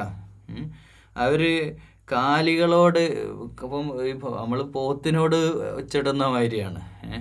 അവർ തെളിയും വിളിയും കാട്ടിയിട്ടൊന്നും കാര്യമില്ല. അവർ യാതൊരു മൈൻഡും. സുമ്മും ബുക്കുമുൻ അമ്യും ഫഹും ലാ യർജൂൻ. അവർ മൂകന്മാരാണ്, കുരുടന്മാരാണ്. അവർ കാണുമില്ല, കേൾക്കുമില്ല, മനസ്സിലാക്കുകയും ചെയ്യില്ല. വലഹും ലാ യഖിലൂൻ. അവർക്ക് ചിന്തിച്ച് മനസ്സിലാക്കാനുള്ള കഴിവുമില്ല. ഇതൊന്നും ഓലോട് പറഞ്ഞിട്ട് കാര്യമില്ല. അവരിതൊന്നും മനസ്സിലാക്കൂല, അവർ നന്നാവൂല എന്ന് കാഫിറുകളെ പറ്റി പറഞ്ഞിട്ടുണ്ട്. അത് ഖുർആനിൽ പലയിടത്തും പറഞ്ഞുകൊണ്ടുന്ന കാര്യം പിന്നെയും റിപ്പീറ്റ് ചെയ്യണം. യാ അയ്യുഹല്ലദീന ആമനൂ കുലൂ മിൻ ത്വയ്യിബാതി മാ റസഖ്നാകും വഷ്കുറൂ ലില്ലാഹ്. നേരത്തെ പറഞ്ഞു പിശാചിൻ്റെ ഖുതുവാത്തിനെ, അവരുടെ കാലടിയെ നിങ്ങൾ പറ്റരുത്. പിശാചിൻ്റെ ദുർബോധനങ്ങൾക്ക് നിങ്ങൾ വഴിപ്പെടരുത്. നിങ്ങൾ ഭക്ഷണം കഴിച്ചോളൂ, തിന്നോളൂ, ഒക്കെ ചെയ്തോളൂ. ത്വയ്യിബാത്തിൻ, അള്ളാഹു തന്നിട്ടുള്ള, നേരത്തെ പറഞ്ഞ ഹലാല് പറഞ്ഞ്, ഇവിടെ ഹലാലല്ല പറയുന്നത്. ഇവിടെ കുലൂ മിൻ ത്വയ്യിബാത്ത്, നല്ലതൊക്കെ തിന്നു. നിങ്ങൾക്ക് ഈ ഭൂമിയിലെ നല്ലതൊക്കെ ഇങ്ങനെ തിന്നാതെ നന്നായിട്ട് ഭക്ഷണം കഴിച്ചോളൂ. നല്ല ഭക്ഷണം കഴിക്കുക. അത് കാരണം നമ്മുടെ ശരീരത്തോട് നമുക്ക് ബാധ്യതയുണ്ട്. നല്ല ഭക്ഷണം കഴിക്കാൻ തന്നെയാണ് പറഞ്ഞത്. നല്ല ടേസ്റ്റുള്ള, നല്ല ഭക്ഷണമുള്ള, നല്ല ഹലാല ഭക്ഷണങ്ങൾ കഴിച്ചോളൂ. അള്ളാഹിൻ്റെ റഹ്മത്താണത്. മാഷാ അല്ലാ. റസഖ്നാഹും, നിങ്ങൾക്ക് തന്നത്. ബാക്കിയുള്ളവൻ്റെ പോയി തിന്നരുതെന്നുണ്ട് കേട്ടോ. നിങ്ങൾക്ക് കിട്ടിയതെന്ന് പറഞ്ഞത് അവിഹിതമായിട്ട് നമ്മൾ പോയിട്ട് വേറെ ആരുടെയും പോയിട്ട് വാരി തിന്നരുതെന്നല്ല. നമുക്ക് തന്ന റിസൾട്ടും നിങ്ങൾ കഴിച്ചോളൂ. കഴിച്ചാൽ മാത്രം പോരാ കേട്ടോ. വഷ്കുറൂലില്ല, അള്ളാഹ്ക്ക് നന്ദി ചെയ്യണം. എങ്ങനെയാണ് അള്ളാഹ്ക്ക് നന്ദി ചെയ്യാറിന്? എന്താ ഈ അള്ളാഹ് താങ്ക് യു അള്ളാഹ് അൽഹംദുലില്ലാ എന്ന് പറയലാണോ? അല്ല, പറയലല്ല, പ്രവർത്തിക്കല. പറയണം, അത് വേറെ വിഷയമാണ്. ഭക്ഷണം കഴിച്ചാൽ നമ്മൾ അൽഹംദുലില്ലാ എന്ന് പറയണം. അത് പറയുന്നതോടൊപ്പം തന്നെ അള്ളാഹുവോട് നന്ദിയുള്ളവരാവുക. ഉണ്ട ചോറിന് നന്ദി കാണിക്കുക എന്ന് പറഞ്ഞാൽ എങ്ങനെയാ ഇപ്പോൾ നന്ദി കാണിക്കുക എന്ന് പറഞ്ഞാൽ, നമ്മുടെ ഒരു വീട്ടിൽ ജോലി ചെയ്യുന്ന ഒരാളുണ്ടെന്ന് വിചാരിക്കുക. ഒരു ഉദാഹരണമായിട്ട്, അയാൾ ഒരു നമ്മൾ പലപ്പോഴും അയാൾ ഒരുപാട് വ്യക്തിപരമായിട്ട് സഹായിക്കുന്നതാണ്. ശമ്പളം കൊടുക്കുന്നതിൻ്റെ പുറമെ നമ്മളിങ്ങനെ വല്ലാതെ കെയർ ചെയ്യുന്ന ഒരാളാണെന്ന് വിചാരിക്കും. അയാൾ നമ്മൾക്ക് ജീവിതത്തിൽ വലിയൊരു, നമ്മുടെ ഒരു പ്രതിസന്ധി ഘട്ടത്തിൽ നമുക്ക് വേണ്ടി അയാൾ വലിയൊരു കാര്യം ചെയ്തെന്ന് വിചാരിക്കുക. സപ്പോസ് നമ്മളോട് കാണിക്കുന്ന ഒരു നന്ദികേടാണ്, നല്ല നന്ദിയാണ്. അതോടൊപ്പം അയാളുടെ ഉത്തരവാദിത്വം കൂടുതൽ, അയാളെ കുറച്ച് പണികൾ, നമ്മുടെ വീട്ടിലൊരു പണിക്കാരനുണ്ടെന്ന് വിചാരിക്കുക, ഒരു കാര്യസ്ഥൻ, ഒരു ഉദാഹരണം പറയാം. അപ്പോൾ ആ കാര്യസ്ഥൻ്റെ കുറേ പണികൾ നമ്മൾ ഏൽപ്പിച്ചിട്ടുണ്ട്. രാവിലെ വരണം, ഗാർഡനിലെ ചെടികളിലൊക്കെ വെള്ളം നനയ്ക്കണം, കാറ് കഴുകിയിടണം. ഈ പണികളൊക്കെ ഈ പണികളൊക്കെ അവൻ വളരെ ഭംഗിയായിട്ട് നല്ല രീതിയിൽ ചെയ്യുമ്പോൾ അവനോട് നമുക്ക് ഇഷ്ടം കൂടും. അവനൊരു വിഷമം ഉണ്ടാകുമ്പോൾ നമ്മൾ കുറച്ചുകൂടെ എക്സ്ട്രാ പൈസ കൊടുക്കും, സഹായിക്കും. അവനെ നമ്മുടെ ഒരു വീട്ടുകാരനെ പോലെ നമ്മൾ പരിഗണിക്കുകയൊക്കെ ചെയ്യും. എന്നാൽ ഇതേ വ്യക്തി നമുക്കെതിരെ മര്യാദക്ക് പണിയെടുക്കൂല, കാറ് കഴിയാതെ തന്നെ വെറുതെ ഒന്ന് വെള്ളമടിച്ചിട്ട് അങ്ങ് ഒക്കെ ഉപായത്തിൽ ഒപ്പിക്കുകയും, എന്നിട്ട് നമുക്ക് എന്തെങ്കിലും നമ്മുടെ കുടുംബത്തിനെതിരെ ദോഷമായിട്ട് പല കാര്യം അങ്ങാടിയിലൊക്കെ പോയിട്ട് ആളുകളോട് പറഞ്ഞെടുക്കുക, എന്നിട്ട് അത് നമ്മളറിയുക. ഇതൊക്കെ ചെയ്യുമ്പോൾ നമ്മളോട് നന്ദികേട് കാണിക്കുന്ന ഒരു നമ്മുടെ ആൾ അല്ലേ, എന്ന പോലെ നമ്മൾ അള്ളാഹുവിൻ്റെ ആളായിട്ട് നിന്ന് അള്ളാഹിൻ്റെ ഭൂമിയിൽ അള്ളാഹിൻ്റെ ഭക്ഷണം കഴിച്ച് അള്ളാഹിൻ്റെ മണ്ണിൽ നടന്ന് അള്ളാഹിൻ്റെ വായു ശ്വസിച്ച് അള്ളാഹുവിൻ്റെ റഹ്മത്തിൽ ജീവിച്ച് എന്നിട്ട് അള്ളാഹ്ക്കെതിരെ ജീവിക്കുക എന്ന് പറഞ്ഞാൽ ഇൻ കുന്തും ഇയ്യാഹു തഅബുദൂൻ, നിങ്ങൾ ആബിദീങ്ങളിലാണെങ്കിൽ ഇങ്ങനെ ചെയ്യണം. അപ്പോൾ ഈ ഇബാദത്തിനെ നന്ദി കാണിക്കുന്നതിൽ ബന്ധപ്പെടുത്തുകയാണ്. അള്ളാഹുവിന് ഇബാദത്ത് ചെയ്യാറിന പിന്നെ മഅബൂദ് വേറെ ഉണ്ടാകരുത്. ലാ മഅബൂദ ഇല്ലല്ലാഹ്, അള്ളാഹു അല്ലാത്തൊരു മഅബൂദ് പിന്നെ ഉണ്ടാവരുത്. പിന്നെ നമ്മൾക്ക് വേറൊരു ഒരു ആൾദൈവം അവിടെ, അല്ലെ വേറൊരു ഉസ്താദ് ഇവിടെ, അല്ലെ അയാളെ കാര്യങ്ങൾ സാധിപ്പിച്ചു തരും, അങ്ങനെ ഒരു വിശ്വാസം പിന്നെ വരരുത്. പിന്നെ നമ്മൾ പൂർണ്ണമായും പടച്ചവനിലേക്ക് നമ്മൾ മടങ്ങണം, വഴിപ്പെടണം എന്ന് ഖുർആനിൽ അല്ലാഹ് നമ്മളോട് പറയുന്ന കാര്യം. ഇന്നമാ ഹറമ അലൈക്കുമുൽ മൈതത, ഭക്ഷണവുമായിട്ട് ബന്ധപ്പെട്ട് തുടരുകയാണ്. ഹറാമായിട്ടുള്ള മൈതത വദ്ദമ വലഹ്മൽ ഖിൻസീരി വമാ ഉഹില്ല ബിഹി ലിഗൈരില്ലാഹ്. അപ്പോൾ ഇവിടെ ഇത് മയ്യത്ത്, ചത്തതിനൊന്നും എടുത്ത് തിന്നരുത്. എന്തോ കാരണത്താൽ എവിടെയോ ചത്തെടുക്കുന്ന ഒരു ജീവി അതിനെ കണ്ട്, കോഴിയാവട്ടെ, അതിനെടുത്ത് തിന്നാതിരിക്കാൻ. അത് നമുക്ക് ഹലാലല്ല, അത് ഹറാമാണ്. ഹറാമിയത്ത് നമ്മൾ ചെയ്യരുത്. വദ്ദമ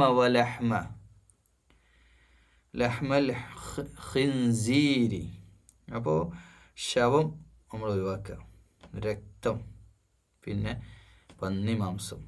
ഇത് അള്ളാഹു അല്ലാത്തവർക്കായി അറക്കപ്പെട്ടത്. അള്ളാഹു അല്ലാത്തവർക്കായി എന്ന് പറഞ്ഞാൽ പറഞ്ഞ പൂജാ വഴിപാടുകൾ വഴി അറക്കപ്പെട്ടതൊന്നും നമ്മൾ അറക്കപ്പെട്ടത് കേട്ടോ, അറക്കപ്പെട്ടത് ഇറച്ചി എന്നർത്ഥം, അത് നമ്മൾ തിന്നരുത് അല്ലേ കയ്യിൽ. അപ്പോൾ ഒരാൾ ബിസ്മി ചൊല്ലിയിട്ട് ഒരു പിന്നെ ആടിനറുത്തു, അല്ലെ ബിസ്മി ചൊല്ലിയിട്ട് ഒരു ആടിനറുക്കുന്നതിന് പകരം വേറെ ഏതെങ്കിലും ദൈവത്തിൻ്റെ പേരിൽ ഒരു പിന്നെ നേർച്ച ചെയ്തിട്ട് അറുത്തു. ഈ രണ്ട് ഇറച്ചിയും തമ്മിൽ എന്താ വ്യത്യാസം? നമ്മളൊന്ന് ആലോചിച്ച് നോക്കൂ. യഥാർത്ഥത്തിലൊരു വ്യത്യാസമില്ല. അത് നമ്മൾ കഴിച്ചുകൊണ്ട് നമ്മുടെ ശരീരത്തിന് യാതൊരു പ്രശ്നവും ഉണ്ടാവാൻ പോകുന്നില്ല. രണ്ടും ഒരേ പ്രോസസ്സാണ്, ഒരേ കത്തിയാണ് ഉപയോഗിച്ച് തന്നെ വിചാരിക്കുക, ഒരേ സ്ഥലത്തും തന്നെ അർത്ഥമെന്ന് വിചാരിക്കുക. ഓക്കെ, പക്ഷേ ഇവിടെ എന്താണ് വിഷയം? നിയ്യത്താണ് പ്രശ്നം. ആ ഇറച്ചി എന്ന് പറഞ്ഞു കഴിഞ്ഞാൽ സൃഷ്ടി എന്ന ഫേക്ക് ആയിട്ടുള്ള തെറ്റായിട്ടുള്ള ദൈവിക വിശ്വാസം അഥവാ ഷിർക്കിൽ വന്ന ഇറച്ചിയാണ്. അതാണ് ഇവിടെ നമ്മൾ മനസ്സിലാക്കുക. എന്ന് കരുതി ഒരു ഹോട്ടലിൽ റെസ്റ്റോറൻറ്റ് കയറുമ്പോൾ ഇത് ഏതോ അവിടെ ഒരു ആ റെസ്റ്റോറൻറ്റുകാരന് ആ ബിസിനസ് നടത്തുന്നതിൻ്റെ ഭാഗമായിട്ട് ഏതോ ഒരു ആടിനെ പിടിച്ച് അറുത്തു. അറുത്തത് ആരായിരിക്കാം? ഒരു ജോസഫാകാം, രാമനാവാം, ആരോ അറുത്തിട്ടുണ്ടാവും. ആ ഇറച്ചി നമ്മൾ തിന്നാൻ പറ്റും. നമ്മൾ തിന്നുമ്പോൾ ബിസ്മില്ലി തിന്നാൽ മതി. ആ അർത്ഥത് ഒരിക്കലും വേറൊരു ദൈവിക പ്രതിഷ്ഠയ്ക്ക് വേണ്ടിയിട്ടോ ഒന്നും അല്ലല്ലോ, ഏതെങ്കിലും പ്രതിഷ്ഠക്കോ ബിംബത്തിനോ വേണ്ടിയിട്ടോ ഒരു ഇല്ലാത്ത ദൈവത്തിൻ്റെ പേരിലോ ഒന്നും അല്ലല്ലോ അറുക്കപ്പെട്ടത്. അതുകൊണ്ട് അത് തിന്നാം, അതിൽ തെറ്റൊന്നുമില്ല. അപ്പോൾ ഇവിടെ ഒന്നത് പിന്നെ പറയണ്ടല്ലോ, ഒരു ശവം കിട്ടി, അതിനെ വേഗം പൊരിച്ചടിക്കാം എന്നാരും വിചാരിക്കണ്ട, അതങ്ങ് ഒഴിവാക്കുകയാണ് വേണ്ടത്. അതല്ല പറഞ്ഞാൽ പിന്നെ അതിൻ്റെ അപ്പുറത്ത് അതല്ലല്ലോ, അതിപ്പോൾ ഇത്രയും നല്ല ഒരു പിന്നെ ഒരാട് വീട്ടിലുണ്ടായിരുന്നു, ആട് ചത്തു, പാമ്പ് കടിച്ചോ എങ്ങനെയോ ചത്ത് എടുക്കുന്നുണ്ട്. രാവിലെ ഒന്ന് നോക്കും അതിനെ ചത്തല്ലേ, മെല്ലെ അങ്ങ് അറുത്ത് തിന്നാം എന്ന് വിചാരിക്കരുത്. ഇവിടെയാണ് നമ്മൾ അള്ളാഹുവോടുള്ള ഹബ്ബും ഇഷ്ടമൊക്കെ അങ്ങനെയുള്ള സന്ദർഭത്തിലാണ്. ഇത്രയും നല്ല വില പിടിപ്പുള്ള ഒരാടിനെ നമ്മൾ വെറുതെ കളയണമെന്നൊന്നും പിന്നെ അവിടെ വിചാരിക്കരുത്. വദ്ദം, രക്തം, അത് പിന്നെ ആരും ചെയ്യാറില്ല, പക്ഷേ രക്തമൊക്കെ കുടിക്കുന്നവരുണ്ടായിരുന്നു. പിന്നെ പന്നിമാംസം പിന്നെ പറയണ്ട, അത് നമ്മൾ അത് അടുപ്പിക്കേണ്ട കാര്യമല്ല. അപ്പോൾ അത് ഈ കാര്യത്തിൽ സൂക്ഷ്മത പോയി. ഇതൊക്കെ പൈശാചികമായിട്ട് പല തോന്നലുകളും നമുക്ക് വന്നേക്കാം, അതല്ലേ അങ്ങനെയല്ല അവരങ്ങനെയില്ല. പക്ഷേ ഈ ഹറാം പോലും അനുവദനീയാവുന്ന ചില സന്ദർഭമുണ്ട് കേട്ടോ, അത് ചേർത്ത് പറയുന്നത് വെച്ചാൽ അത് മിസ്യൂസ് ചെയ്യരുത്. ഒരാൾ ഒരു മരുഭൂമിയിലൂടെ യാത്ര ചെയ്യാണ്, ഒരു ഉദാഹരണമായിട്ട് പറയാം, ഒന്നും കുടിക്കാനില്ല, അവിടെ ഒരു കുപ്പി കള്ള് മാത്രമേ ഉള്ളൂ. ഒരു കുപ്പി വലിയൊരു ബോട്ടിൽ അല്ലേ വേണ്ട, ഒരു വലിയ ഡ്രമ്മ് നിറയെ കള്ളുണ്ട് അവിടെ കൊണ്ടുവച്ചിട്ടുണ്ട്. വേറെ ഒരു തുള്ളി വെള്ളം അവിടെ ഒന്നുമില്ല. നമ്മളാവട്ടെ മരിക്കാൻ പോവാണ്. ഇപ്പോൾ വെള്ളം കുടിച്ചില്ല, നമ്മളിപ്പോൾ മരിക്കും. അപ്പോൾ നമ്മളെന്ത് ചെയ്യണം? ആ ഡ്രമ്മെന്ന് ബിസ്മി ചൊല്ലിയിട്ട്, തമാശയായിട്ട് തോന്നും അല്ലേ, ബിസ്മി ചൊല്ലിയിട്ട് ആവശ്യത്തിന് നമ്മുടെ ജീവൻ നിലനിർക്കാൻ അല്ലാതെ അതിൽ ചാടി കുളിച്ച് പരമാവധി ഇന്നിപ്പോൾ നല്ല ഒരു സമയമാണല്ലോ ഫുള്ളങ്ങ് കുടിച്ച് തീർക്കാം എന്ന് വിചാരിക്കരുത്. ആവശ്യത്തിന് വളരെ ജീവൻ നിലനിൽക്കാൻ മാത്രം എന്നിട്ട് കുടിക്കുന്ന ഹറാം ഹലാല ചില സന്ദർഭത്തിലാണ് എന്ന് കരുതി എല്ലായിടത്തും പോയിട്ട് പന്നിമാംസം കഴിക്കാനും ഇതൊന്നും അല്ല പറയുന്നത്. അപ്പോൾ ഗത്യന്തരമില്ലാത്ത മറ്റൊരു ഓപ്ഷനും ഇല്ലെങ്കിൽ ജീവൻ നിലനിൽക്കാൻ അങ്ങനെ കുടിക്കാൻ നല്ലതാ. അതന്നെ ഇപ്പോൾ ഒരാൾ ആ കള്ള് കുടിക്കില്ല എന്ന് വെച്ചാൽ അവിടെ വെച്ച് മരണപ്പെട്ടാൽ ഈസ് ഓക്കെ, അങ്ങനെ മരണപ്പെടാനുള്ള പറയണമെന്നില്ല അല്ലേ. അപ്പോൾ നിസ്കാരം നമ്മളെടുത്ത് നോക്കുക, നിസ്കാരം നമ്മൾ ഒരു കാരണവശാലും ഉപേക്ഷിക്കാൻ പാടില്ല. പക്ഷേ യാത്രക്കാരനായ ട്രാവൽ ചെയ്യുന്ന സമയത്ത് നമുക്ക് ബുദ്ധിമുട്ടുകളുണ്ടെങ്കിൽ ആ സമയത്ത് ബുദ്ധിമുട്ടുണ്ടെങ്കിൽ കേട്ടോ എല്ലാം നമ്മൾ മിസ്യൂസ് ചെയ്യും. ഇപ്പം മുക്കിന് പള്ളിയാണ് എല്ലായിടത്തും, ഒന്ന് വണ്ടി സൈഡാക്കി നിസ്കരിക്കാനേ ഉള്ളൂ. വെറുതെ യാത്രൻ്റെ ഇതൊക്കെ പറഞ്ഞിട്ട് വല്ലാതെ നമ്മൾ ഒന്ന് നല്ലതാണ്. ഒരു 5-8 മണിക്കൂറുള്ള ഒരു വലിയ ലോങ് ട്രിപ്പൊക്കെ പോകുമ്പോൾ ഇടയ്ക്കിടയ്ക്ക് ഒന്ന് വണ്ടി നിർത്തി നിസ്കരിച്ചൊക്കെ പോകണമൊക്കെ നല്ല കാര്യമാണ്. എല്ലാം കൊണ്ടൊന്ന് റിഫ്രഷ് ചെയ്യും. മാത്രമല്ല ആ യാത്ര ഉള്ള ബർക്കത്ത് ചെയ്യും. വെറുതെ നമ്മൾ എന്ത് ചെയ്ത് മിസ്യൂസ് അതൊക്കെ പറഞ്ഞാൽ അന്നത്തെ മരുഭൂമിയിലെ ഡെസേർട്ടിലെ യാത്രകളെ പറ്റിയാണ്. ഇന്ന സമയത്തിനുള്ള ഇന്ന സ്ഥലത്തെത്തിയില്ലെങ്കിൽ ഓൽക്കൊന്നും ഒരു ഓപ്ഷനും ഇല്ല, ഭക്ഷണം ഉണ്ടാവില്ല, വെള്ളം വെളിച്ചമൊക്കെ ബുദ്ധിമുട്ടാണ്, വഴി തെറ്റിപ്പോവും. അങ്ങനെയൊക്കെയുള്ള ബുദ്ധിമുട്ടി കൊണ്ട് നിസ്കരിക്കേണ്ടതെന്നാണ്. നമ്മൾ അടങ്ങറാക്കാനല്ല ഇതൊന്നും ഉള്ളത്. ഇപ്പം രോഗികൾ നിസ്കരിക്കേണ്ടെന്ന് പറഞ്ഞു. നിസ്കാരം പോലും അള്ളാഹ്ക്ക് പ്രത്യേകിച്ച് ബന്ധം നമ്മളിങ്ങനെ കുമ്പിട്ട് സുജൂദ് ചെയ്തുകൊണ്ടാവും. അള്ളാഹ്ക്ക് എന്ത് കാര്യം, നമുക്ക് തന്നെ കാര്യം. നമ്മുടെ ശരീരത്തിന് എനർജി ഉണ്ടാവും. നമ്മുടെ ശരീരം ഒരു എക്സസൈസും കൂടിയാണല്ലോ. ഫിസിക്കലി ബെനിഫിറ്റ് ഉണ്ടല്ലോ, മെൻ്റലി ഇൻ്റലക്ച്വലി നമുക്ക് ഒരുപാട് ഗുണങ്ങളുള്ള കാര്യമാണ്. അപ്പോൾ അങ്ങനെ നമ്മൾ ഇതിനെ കാണാം ഭക്ഷണത്തിൻ്റെ കാര്യത്തിൽ. എന്നിട്ട് പറയാം فمن اضطر غير باغ ولا عاد فلا إثم عليه إن الله غفور رحيم. അതിവിടെ തന്നെ പറഞ്ഞാണ് فمن اضطر غير باغ ولا عاد إثم عليه. അതായത് നിർബന്ധിതമായ ഒരു സാഹചര്യത്തിലാണെങ്കിൽ അതിന് കുറ്റമില്ല, എന്നാൽ അതിൽ കഴിഞ്ഞ് പോവുകയും ചെയ്യരുത്. അല്ലാഹു ഗഫൂർ, അള്ളാഹു ഏറെ പൊറുക്കുന്നവനും കാരുണ്യവാനാണ്. നേരത്തെ പറഞ്ഞ ടോപ്പിക്കാണ്. ഞാനത് ഇവിടെ വന്നു എന്നുള്ള ആയത്തിൽ വെറുതെ പറഞ്ഞു പോയതാണ്. പക്ഷെ അത് ആയത്തായിട്ട് തന്നെ അള്ളാഹ് പറഞ്ഞു, അത് മനസ്സിലുള്ളതുകൊണ്ട് പറഞ്ഞു പോയതാണ്. അപ്പോൾ ആ വിഷയം നമ്മളിനി പറയേണ്ടിയില്ല. അടുത്ത ആയത്തിലേക്ക് പോകാം.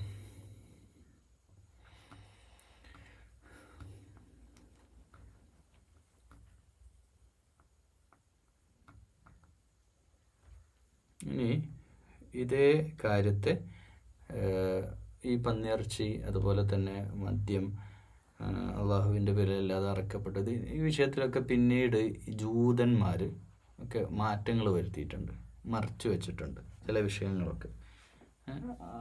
അവർക്ക് തോന്നിയതൊക്കെ അവർ അക്സെപ്റ്റ് ചെയ്യും, അവർക്ക് തോന്നാത്തതൊക്കെ അവർ ഒഴിവാക്കും. അങ്ങനെ സ്വഭാവം അവർക്കുണ്ടായിരുന്നു. ഇന്നല്ലദീന യക്തുമൂന മാ അൻസലല്ലാഹു മിനൽ കിതാബി വയശ്തറൂന ബിഹി തമനൻ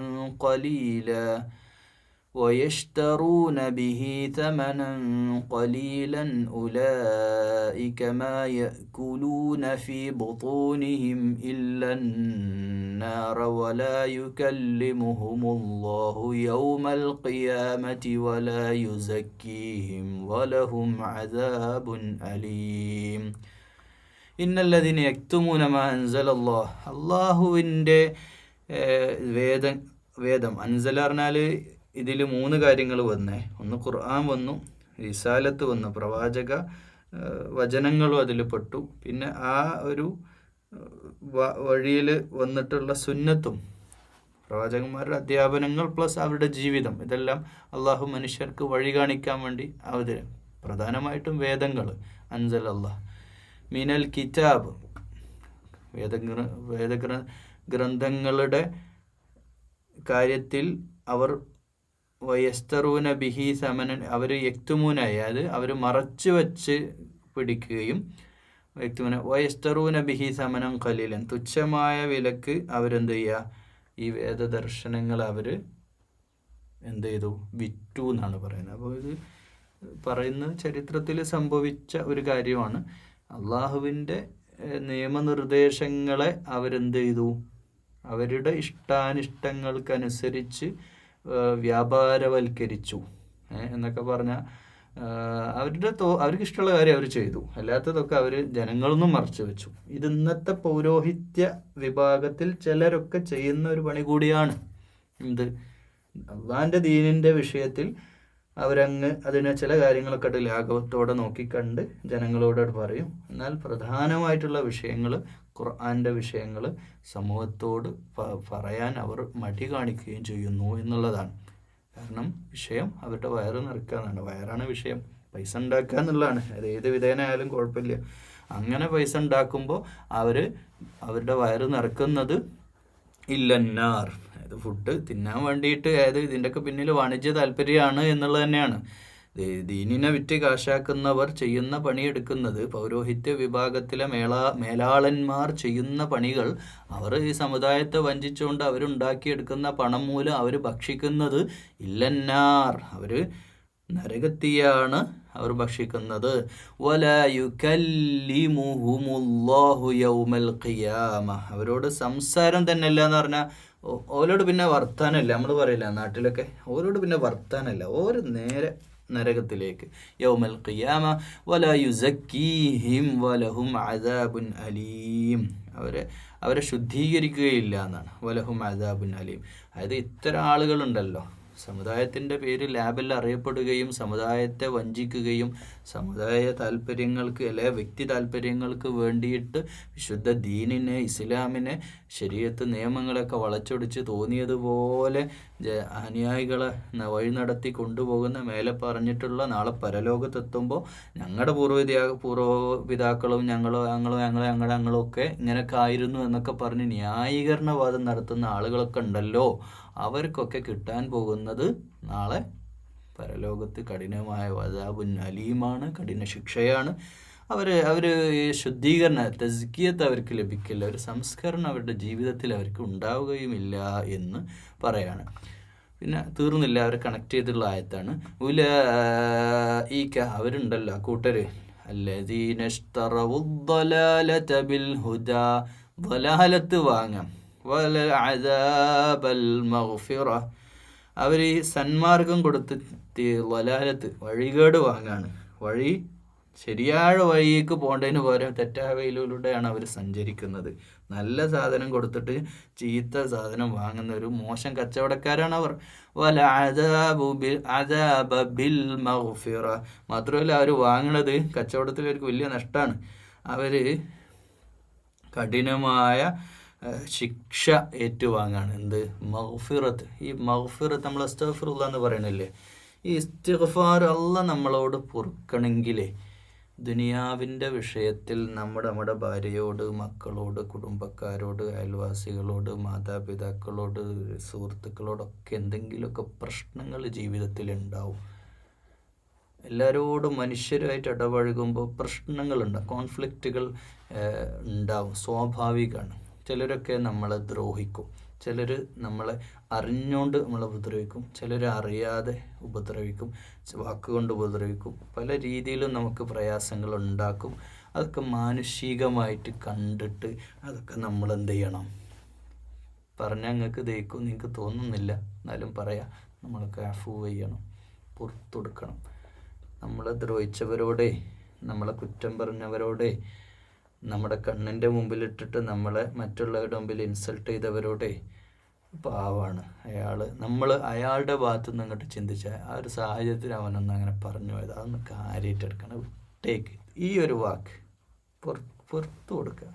ഇത് നമ്മൾ ചെയ്യുക എന്ന് പറഞ്ഞാൽ എന്താ? അള്ളാഹുവിൻ്റെ ഗുണമാണ് മഗ്ഫിറത്ത് ചെയ്യുക എന്നുള്ളത്.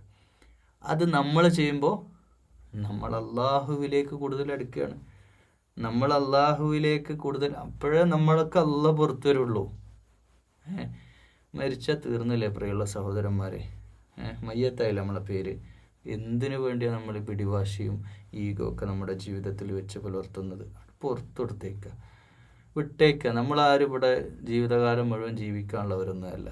നമുക്ക് 100 കൊല്ലത്തെ ആയുസ്സൊന്നുമില്ല. നമ്മൾ പെട്ടെന്ന്, ഇത്ര ആയി നിങ്ങളെ വയസ്സ്, നിങ്ങൾ ആയ വയസ്സിൻ്റെ അത്രയും നിങ്ങൾ ജീവിക്കോ? ഒരു കൊല്ലഞ്ഞടുത്ത് ഒരു കൊല്ലങ്ങൾ ഉണ്ടാവുമോ?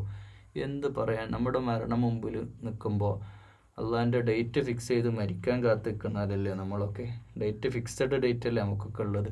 നമ്മളത് വിട്ടേക്കുക. ഭാര്യ നമ്മളോട് ചെയ്തത്, കുടുംബക്കാർ ചെയ്തത്, അയൽവാസികൾ ചെയ്തത്, ഒരാളോടൊന്നും ഉണ്ടാവരുത്. അങ്ങനെ ഒന്നും മനസ്സിൽ വെച്ച് ഈ ഭൂമിയിൽ നിന്ന് മയ്യത്തായാൽ അള്ളാഹ് അങ്ങോട്ട് അള്ളാഹ് അങ്ങോട്ട് നമ്മളെ സ്വീകരിക്കൂല, സ്വർഗത്തിൽ നമുക്ക് കിടക്കാൻ കഴിയൂല. അത് തുറന്നു പറയാം. ഫമാ അസ്ബറഹും അലന്നാർ. മാത്രമല്ല അവർ വാങ്ങണ എന്താ? നരകത്തിൻ്റെ കൊടിയ ശിക്ഷയാണ്. അതുകൊണ്ട് ഈ കച്ചവടത്തിന് നമ്മൾ നിൽക്കണ്ട. അവർ ചെയ്യുന്ന അദാബാണ് അവർ വാങ്ങുന്നത്. വലാലത്ത് വഴികേട് കൊടുത്തിട്ട് ഹിദായത്ത് അവർ സന്മാർഗം കൊടുത്ത് ദുർമാർഗം വാങ്ങിക്കുന്ന ഒരു പണിയാണ് അവർ ചെയ്യുന്നത്. ദാലിക എങ്ങനെ? ബിഅന്നല്ലാഹ നസ്സലൽ കിതാബ ബിൽ ഹഖ്, സത്യത്തെ യാഥാർത്ഥ്യങ്ങളെ അവതരിപ്പിച്ച ഈ വേദം, കിതാബ് അല്ലാഹു.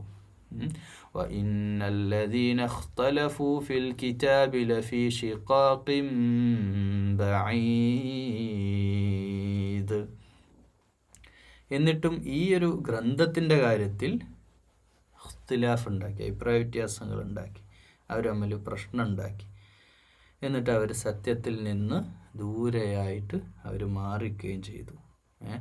ഈ ഒരു കോൺഫ്ലിക്റ്റ്, ഈ ഒരു പ്രശ്നങ്ങൾ ഉണ്ടാക്കി എന്നുള്ളതാണ് ഇതിൻ്റെ ഒക്കെ കാരണം. മേലെ പറഞ്ഞ കുഫിരിയത്തിലേക്ക് അവർ പോകാനും ഷിർക്കിലേക്ക് പോകാനും നരകത്തിലേക്ക് പോകാനും, ദുർമാർഗം കൊടുത്ത് സന്മാർഗം കൊടുത്ത് ദുർമാർഗം വാങ്ങി നരകം അള്ളാഹിൻ്റെ കോപത്തിന് വിധേയരാവേണ്ട ഒക്കെ പിന്നിലുള്ള കാരണം ഇഖ്തിലാഫാണ്. ഈ അഭിപ്രായ വ്യത്യാസങ്ങളാണ് ഈ കിതാബിൻ്റെ കാര്യത്തിൽ.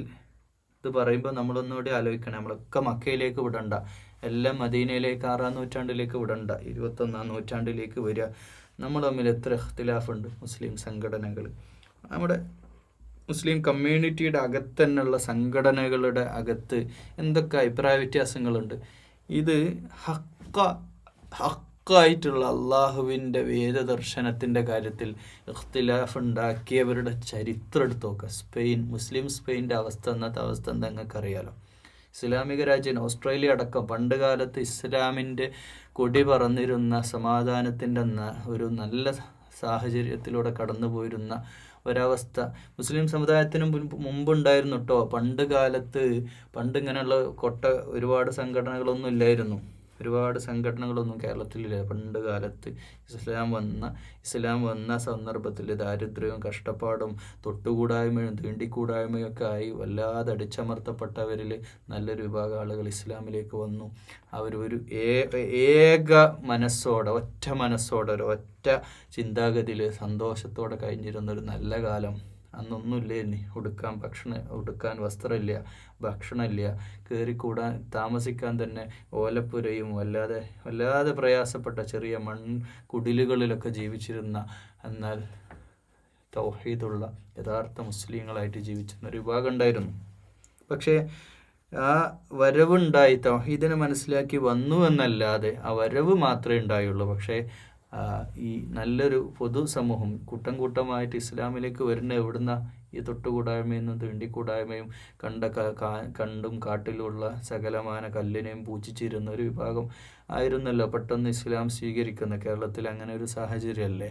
അങ്ങനെയുള്ള ആ ആളുകളുടെ മനസ്സിൽ നിന്ന് പെട്ടെന്നൊന്നും വിശിർക്കൊന്നും അങ്ങോട്ട് വഴിമാറിപ്പോവില്ല. അപ്പം ഫേക്കായിട്ടുള്ള ഒരുപാട് സാധനങ്ങളുടെ വസ്തുക്കളുടെ മുമ്പിൽ പൂജിച്ച് ആചരിച്ചിരുന്നവർ പെട്ടെന്ന് വഴിമാറുമ്പോൾ ഉണ്ടാവുന്ന കുറേ പ്രശ്നങ്ങളുണ്ടല്ലോ. അപ്പോൾ അത് പിന്നീട് നവോത്ഥാന പ്രസ്ഥാനങ്ങൾ തന്നെയാണ് യഥാർത്ഥത്തിൽ എന്ത് ചെയ്യുന്നത്. നവോത്ഥാന പ്രസ്ഥാനങ്ങൾ എന്ന് ഒറ്റ വാക്കിൽ പറഞ്ഞു നിർത്താം. കാരണം ഈ പ്രസ്ഥാനങ്ങളാണ് ഈ തരത്തിലുള്ള ബിദ്അത്തുകൾക്കെതിരെ അന്നൊക്കെ ശക്തമായിട്ട് പോരാടുന്നത്. അഭിപ്രായ വ്യത്യാസങ്ങൾ എന്നും ഉണ്ട്. അഭിപ്രായ വ്യത്യാസങ്ങൾ യഥാർത്ഥത്തിൽ ഇപ്പോൾ ഒന്നുമില്ല എന്നുള്ളതാണ് സത്യം കേട്ടോ. ഇപ്പോൾ ഒന്നുമില്ല. ഇപ്പോൾ തുറന്നു പറയുകയാണെങ്കിൽ സുന്നികളും പിന്നെ മുജാഹിദ്, ജമാഅത്ത്, ഇതൊക്കെയാണല്ലോ ഇവിടുത്തെ പ്രശ്നമായിട്ട് ഇവർ തമ്മിലൊന്നും ഒരർത്ഥത്തിലും വിയോജിക്കേണ്ട പ്രശ്നമില്ലാത്ത രീതിയിലേക്ക് ക്ലിയറായിട്ട് മാറും. പുതുതലമുറ, പഴയ തലമുറ കുറച്ച് പേരും കൂടെ ഉണ്ട്. ഞാൻ ആക്ഷേപിക്കുകയല്ല. കുറച്ച് ആളുകൾ, കുറച്ച് വ്യക്തികൾ മാത്രം എല്ലാ സംഘടനകളുണ്ട്. അവരോട് അങ്ങോട്ട് നീങ്ങി കിട്ടിയാൽ ഇതൊക്കെ ക്ലീനായി. നിങ്ങൾക്ക് മനസ്സിലായി എന്ന് വിചാരിക്കുന്നു. ആരെയും ഇൻസൾട്ട് ചെയ്യല്ല.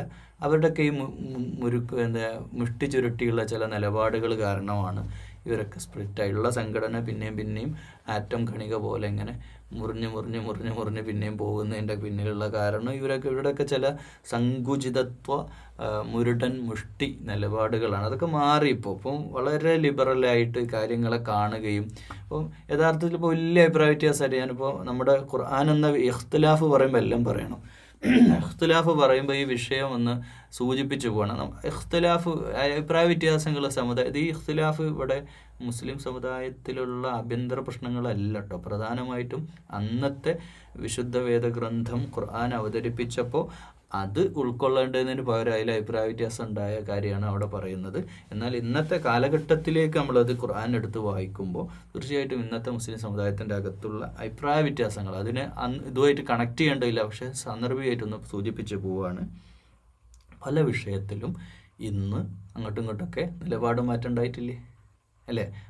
ഞാൻ എൻ്റെ കുട്ടിക്കാലത്ത് അതിശക്തമായിട്ട് പള്ളികളിലും വയലുകളിലൊക്കെ ടെലിവിഷനെ പറ്റി,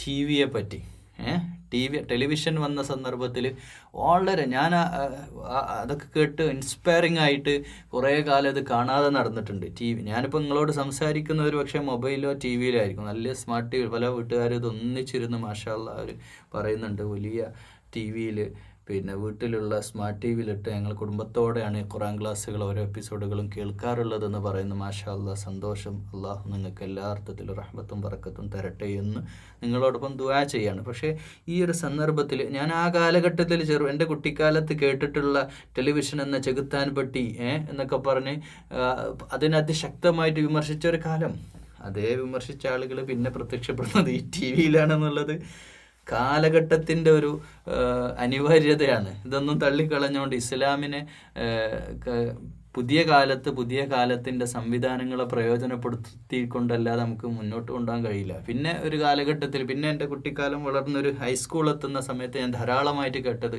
മൊബൈൽ ഫോണിൻ്റെ, ഞാൻ ഒരു +2 കഴിഞ്ഞിട്ടും സ്വിച്ച് ഫോണാണ് വാങ്ങിയിരുന്നത്. അന്നൊക്കെ എൻ്റെ പല ഉസ്താദുമാർ വയലിൽ കേൾക്കുന്ന, ഞാൻ വയലിൽ കേൾക്കുന്ന ഒരാളായിരുന്നു. ആ കേൾക്കുന്ന സന്ദർഭത്തിൽ പല ഉസ്താദുമാരുടെ വയലിലൊക്കെ ഈ മൊബൈൽ ഫോണിലെ തെറ്റായ കാര്യങ്ങളെ പറ്റി കേട്ട് മൊബൈൽ ഫോൺ സ്ക്രീനുള്ള മൊബൈൽ വേണ്ടാന്ന് വെച്ച ഒരാളായിരുന്നു ഞാൻ. പക്ഷെ ഇപ്പോൾ അതൊക്കെ മാറി, എനിക്ക് മാറേണ്ടി വന്നു. മാത്രമല്ല ഈ വയൽ പറഞ്ഞ ആളുകൾ ഇന്ന് നല്ല ഐഫോണും സാംസങ്ങും ഒക്കെ കൊണ്ടുനടക്കുന്നവരാണ്. അത് വേറെ വിഷയം. അപ്പം കാലഘട്ടത്തെ എന്തിനേയും കാണുമ്പോൾ തന്നെ ഉടനെ പണ്ട് യൂറോപ്യൻ ഖുർആൻ ക്ലാസ്സിലാണ് അതിൻ്റെ അത് വിട്ട് പോകണില്ല, ക്ലോസറ്റിനെയൊക്കെ എതിർത്ത ഒരു കാലം ഉണ്ടായിരുന്നു എന്ന് പറയുന്നു. അപ്പോൾ ഞാൻ പറഞ്ഞു വരുന്നത് പുതിയ സംവിധാനങ്ങൾ വരുമ്പോൾ ആ സംവിധാനങ്ങളെ ഉൾക്കൊള്ളാനുള്ള ഒരു മാനസിക, അത് പുതിയ ജനറേഷനിലെ പണ്ഡിതന്മാർക്കേ ഉള്ളൂ എന്നുള്ളതാണ് ഏറ്റവും വലിയ ശുഭം. ഇത് സമസ്തയാവട്ടെ, EK, AP, മുജാഹിദ്, ജമാഅത്ത്, തബ്ലീഗ്, സമസ്ത, ദക്ഷിണ, ഏത് സംഘടനയാവട്ടെ, അതിലൊക്കെയുള്ള പുതിയ യുവ പണ്ഡിതന്മാരെ നമ്മൾ ഈ വിഷയത്തിൽ സ്വാഗതം ചെയ്യാം. മാഷാ അല്ലാഹ്, അവർ പഠിച്ചിട്ടുള്ളവർ, അവർ ഖുർആൻ പഠിക്കുന്നു എന്നുള്ളതാണ്. ഇന്ന് അതിന് ഇന്ന് ആപ്പുകളുണ്ട്. ഏതൊരാൾക്കും ഒരു പ്ലേ സ്റ്റോറിൽ ആപ്പ് സ്റ്റോറിൽ നിന്ന് ഡൗൺലോഡ് ചെയ്താൽ കിട്ടുക. ലോകത്തെ മുഴുവൻ ഇംഗ്ലീഷിലോ എഡ്യൂക്കേറ്റഡ് ആണ് എന്നുള്ളതാണ്. ഇംഗ്ലീഷ് പഠിച്ച ഒരു ജനറേഷൻ ഉണ്ടായി, ഒരു പുതിയ തലമുറ. അവർ മോഡേൺ, എല്ലാവരും മോശക്കാരെന്നല്ല, നല്ലൊരു ശതമാനം പുതിയ യുവ നിര എല്ലാ മുസ്ലിം കമ്മ്യൂണിറ്റി സംഘടനകളിലും അതുണ്ടായി. അവരാവട്ടെ ഇത് നല്ല രീതിയിൽ പണ്ടൊക്കെ പഴയ കാലത്തെ ആളുകളുടെ ടെക്നിക്ക് എന്ന് പറഞ്ഞാൽ എൻ്റെ സംഘടനകളുടെ അനുയായികളെ പിടിച്ചു നിർത്തണമെങ്കിൽ ഇങ്ങനെയൊക്കെ പറയണം എന്നുള്ളതാണെങ്കിൽ, പുതിയ കാലത്തെ നേതൃത്വത്തിന് മനസ്സിലായ ഒരു കാര്യം, എല്ലാവരെയും കൂട്ടിപ്പിടിച്ചാണ് ഞങ്ങൾ ഇനി മുന്നോട്ട് പോവേണ്ടത് എന്നാണ്. ഞങ്ങളുടെ സംഘടനയായിട്ട്, ഞങ്ങളുടെ ആശയങ്ങളുമായിട്ട് മുന്നോട്ട് പോകുന്നതോടൊപ്പം തന്നെ സഹകരിപ്പിക്കാൻ പറ്റുന്ന മേഖലകളിൽ എല്ലാവരെയും ചേർത്ത് നിർത്തിക്കൊണ്ട് മുന്നോട്ട് പോകണം എന്ന് തന്നെയാണ് ഇന്നത്തെ നിലപാട്. അപ്പോൾ അത് വൈകാതെ, പിന്നിപ്പം ഇതിൻ്റെ വേറൊരു ജോക്ക് കൂടി, ഒരു തമാശ കൂടി പറഞ്ഞ് ഈ ആയത്ത് 176 ആയത്തോടെ നമ്മൾ ഈ വീഡിയോ അവസാനിപ്പിക്കുകയാണ്. ഒരു തമാശ പറയാണ്. പിന്നെ കേരളത്തിൽ തന്നെ മുസ്ലിം കമ്മ്യൂണിറ്റിയുടെ അടുത്ത് ഏറ്റവും വലിയൊരു പ്രശ്നമാണ് നബിദിനാഘോഷം. നബിദിനാഘോഷം എന്നുള്ളത് ഒരു വലിയ അഭിപ്രായ വ്യത്യാസം, ഒരു ഇഖ്തിലാഫുള്ള ഒരു വിഷയമായിരുന്നു. ഇവിടെ ഇഖ്തിലാഫ് എന്നതിനോ അഭിപ്രായ വ്യത്യാസമുള്ള ഒരു വിഷയമാണ്. അതായത് നവോത്ഥാന പ്രസ്ഥാനങ്ങളും യാഥാസ്ഥിക പാരമ്പര്യ സുന്നി അഹ്ലുസുന്നത്തി വൽ ജമാഅത്തിൻ്റെ ആളുകളും പിന്നെ നവോത്ഥാന പ്രസ്ഥാനങ്ങളും തമ്മിൽ വലിയൊരു കോൺഫ്ലിക്റ്റാണ്. പക്ഷേ ഈ കോൺഫ്ലിക്റ്റും ഈ പ്രശ്നങ്ങളൊന്നും മൈൻഡ് പോലും ചെയ്യാതെ നല്ലൊരു ബഹുഭൂരിപക്ഷം മുസ്ലിങ്ങളും ജീവിക്കുന്നുണ്ട് കേരളത്തിൽ എന്നുള്ളത് വേറൊരു സത്യമാണ്. പക്ഷേ അഭിപ്രായ വ്യത്യാസങ്ങൾ അവിടെ നിലനിൽക്കുന്നതോടൊപ്പം തന്നെ പണ്ട് കാലത്തൊക്കെ ഈ റബീഉൽ അവ്വൽ വരുമ്പോൾ ഒരു ചലനവും ഈ പറഞ്ഞ നവോത്ഥാന പ്രസ്ഥാനങ്ങളുടെ ഭാഗത്തുനിന്ന് ഉണ്ടായിരുന്നില്ല. പണ്ട് കാലത്ത് ഉണ്ടായിരുന്നില്ല. പക്ഷേ ഇപ്പോൾ ഈ അടുത്ത കാലത്ത് എന്താണ് സംഭവിച്ചത്? മുജാഹിദ്, ജമാഅത്ത്, ഈ നവോത്ഥാന പ്രസ്ഥാനങ്ങളൊക്കെ എന്ത് ചെയ്ത് നബിദിനം ആഘോഷിക്കാൻ തുടങ്ങി. അപ്പോൾ അത് സുന്നികൾ ആഘോഷിക്കുന്ന പോലെയല്ല, ശരിയല്ലേ? സുന്നികൾ ആഘോഷിക്കുന്ന പോലെയല്ല. എന്നാലാവട്ടെ അവർ ആ സമയത്ത് വയല് വെക്കാൻ തുടങ്ങിയപ്പോൾ അവരുടെ സകലമാന മാസികകളും പ്രസിദ്ധീകരണങ്ങളും നബി സല്ലല്ലാഹു അലൈഹി വസല്ലമയുടെ ഇതൊക്കെ തന്നെയല്ലേ അവർ ചെയ്തുകൊണ്ടിരുന്നത്. അത് കുറച്ച് ഓവറായി എന്നുള്ളത് അത് വേറെ വിഷയമാണ്. സുന്നി വിഭാഗത്തിൽ അത് സുന്നി സമസ്തയെ മൊത്തം കുറ്റം പറയാൻ പറ്റില്ല ആ വിഷയത്തിൽ. ചില നാട്ടിൽ ചില പള്ളി കമ്മിറ്റിയിൽ ചില പള്ളി കമ്മിറ്റിക്കാരൊക്കെ അവിടെ ഉഷാറാക്കുകയാണത്. ചില പള്ളി കമ്മിറ്റിക്കാർ ഉഷാറാക്കുകയാണ്. അങ്ങനെയൊക്കെയാണ് അത് അങ്ങനെയുള്ള ബിദഅത്തുകൾ വന്നിട്ടുള്ളത്. അപ്പോൾ അത് ഒരിക്കലും പിന്നെ ഇൻഷാ അല്ലാഹ് ഈ ഒരു വിഷയത്തിൽ ഞാനൊരു സംസാരം തന്നെ, ഒരു സ്പീച്ച് തന്നെ ചെയ്യാൻ വിചാരിക്കുന്നുണ്ട് ഇൻഷാ അല്ലാഹ്. അതുകൊണ്ട് ഞാൻ അതിന് ദീർഘിപ്പിക്കല്ല. എന്ന് വെച്ചാൽ പണ്ട് ഈ പൂർവ്വകാലത്തേക്ക് നമ്മൾ എടുത്തു നോക്കുകയാണെങ്കിൽ നബിദിന റബീഉൽ അവ്വൽ വന്നപ്പോൾ നബിയെ ഒന്ന് ഓർക്കാൻ വേണ്ടിയുള്ളൊരു സ്മരണ പരിപാടിയാണ് കേരളത്തിലുണ്ടായിരുന്നത്. ഒരു വയല് നടത്തുക, പിറ്റത്തെ കൊല്ലം ഒരു പായസ വിതരണം കൂടെ വയലിൻ്റെ കൂടെ ഉണ്ടായി. പിറ്റത്തെ വർഷം ഉസ്താദുമാർ കമ്മിറ്റിക്കാരും കൂടിയപ്പോൾ നമുക്ക് റാലി നടത്തി. സന്ദേശം നബി സല്ലല്ലാഹു അലൈഹി വസല്ലം സന്ദേശം പൊതുജനങ്ങളിൽ എത്തും വേണം, ഒരു പബ്ലിക് റാലി നടത്താം, അതിൽ കുട്ടികളൊന്ന് ദഫൊക്കെ മുട്ടിക്കോട്ടെ. ഇതൊക്കെ നല്ലതിന് വേണ്ടി ചെയ്ത കാര്യങ്ങളാണ്. അതിലേക്ക് വൈകാതെ എല്ലാവരും എത്തും എന്നുള്ളത് തന്നെയാണ് നമുക്ക് പ്രതീക്ഷിക്കാം. അതൊരു ഹറാമായിട്ട് അതിനെ നമ്മൾ എല്ലാത്തിനും പിടിച്ച് ഹറാമാക്കരുത്. ദയവായി ഇത് എൻ്റെ കേൾക്കുന്ന ആലിമീങ്ങളായിട്ടുള്ള ഈ ശബ്ദം കേൾക്കുന്നവരോടും സാധാരണക്കാരോടും, സാധാരണക്കാർ പറഞ്ഞാൽ അത്രയൊന്നും ദീന് പഠിച്ചിട്ടില്ലാത്തവരോടും പറയാനുള്ളത്, നമ്മൾ എല്ലാം പിടിച്ച് ഹറാമാക്കരുത്. ഞാൻ നബിദിനത്തിനെ ന്യായീകരിക്കുകയോ നബിദിനത്തിനെ എതിർക്കുകയോ അല്ല ചെയ്യുന്നത്. നമ്മുടെ ഇഖ്തിലാഫുള്ളൊരു വിഷയത്തിൽ നവോത്ഥാന പ്രസ്ഥാനങ്ങൾ മെല്ലെ മെല്ലെ എന്ത് ചെയ്തിട്ടുണ്ട്. ഇപ്പം ചില സംഘടനകൾ മദ്ഹ് ഗാനങ്ങളൊക്കെ പുറത്തിറക്കുന്ന ഒരു അവസ്ഥയിലെത്തിയിട്ടുണ്ട്. നവോത്ഥാന പ്രസ്ഥാനങ്ങൾ തന്നെ നബി റബീഉൽ അവ്വലിൻ്റെ സമയമാകുമ്പോൾ. എന്നാൽ ഞാൻ പറഞ്ഞല്ലോ, നബിദിനത്തിൻ്റെ പേരിൽ കാട്ടിക്കൂട്ടുന്ന ചില ഓവറായിട്ടുള്ള ഒരു കുഞ്ഞു നബിയൊക്കെ ഉണ്ടാക്കിയിട്ട് ചില അതൊക്കെ കുറച്ചല്ല, അത് മെല്ലെ മെല്ലെ അത് എത്തുന്നത് ഈസാ നബിക്ക് സംഭവിച്ചതുപോലെ മുഹമ്മദ് മുസ്തഫ സല്ലല്ലാഹു അലൈഹി വസല്ലമയെ ദൈവികതയിലേക്ക് ഉയർത്തുന്ന ഒരവസ്ഥ. അത് പറഞ്ഞ് ഓവറാക്കണ്ട എന്നാണ് അവരോട് പറയാനുള്ളത്. എൻ്റെ വക പറയല്ല, നിങ്ങൾക്കത് തോന്നിയിട്ടുണ്ടാവും. ചില സമസ്തയിലെ പണ്ഡിതന്മാർ തന്നെ അതിനൊക്കെ എതിർക്കുന്നുണ്ട്. ഓവറായിട്ട് വല്ലാതെ ഇപ്പം അന്ന് ളുഹറില്ല, എന്ത് നബിദിനത്തിന് ളുഹർ നിസ്കാരമില്ല, അസർ നിസ്കാരമില്ല, യുവാക്കളൊക്കെ ഡാൻസ് ചെയ്ത്, ആണുങ്ങളും പെണ്ണുങ്ങളൊക്കെ റോട്ടിലിറങ്ങിയിട്ട് ഡ്രസ്സ് ഇട്ടിട്ട് മോഡേൺ മ്യൂസിക് ഇട്ടിട്ട്, ഇവർക്ക് ഈ മ്യൂസിക്കിനൊക്കെ അതിശക്തമായി എതിർത്തിരുന്ന സമസ്തക്കയിലെ വിഭാഗമാണ് എന്നുള്ളത് നമ്മൾ മനസ്സിലാക്കണം. പക്ഷേ ഏറ്റവും നല്ല മോഡേൺ ഇൻസ്ട്രുമെൻറ്റ്സും മ്യൂസിക്കൊക്കെ ഇട്ടിട്ട് DJ പോലെ വെല്ലുന്ന അവസ്ഥയിലേക്ക്, ദഫാണെന്ന് പറഞ്ഞ് ദഫിനൊക്കെ ഒരു കോലം മാനം മര്യാദയൊക്കെ അല്ലേ, അതൊക്കെ വിട്ട് ലംഘിച്ച് അതിൽ കടന്നു പോയിട്ടുണ്ട് എന്നുള്ളത് നമ്മളിപ്പോൾ സമ്മതിക്കുന്ന ഒരു കാര്യമാണല്ലോ. ഇത് രണ്ടും തെറ്റാണ്. എക്സ്ട്രീം ലെവലിൽ ഇതിനെ എതിർക്കേണ്ട കാര്യമില്ല. ഇതൊരിക്കലും എക്സ്ട്രീം ലെവലിൽ പെരുന്നാളിനാട്ടും വലിയ ആഘോഷമാക്കി മാറ്റേണ്ടതും ഇല്ല. ആഘോഷിക്കേണ്ടത് 365 ദിവസവും. അതിനൊരു ദിവസം ഒരു മാസം റബീഉൽ അവ്വലോ അല്ലെങ്കിൽ ഒരു റബീഉൽ അവ്വൽ 12 വെക്കേണ്ടതല്ല.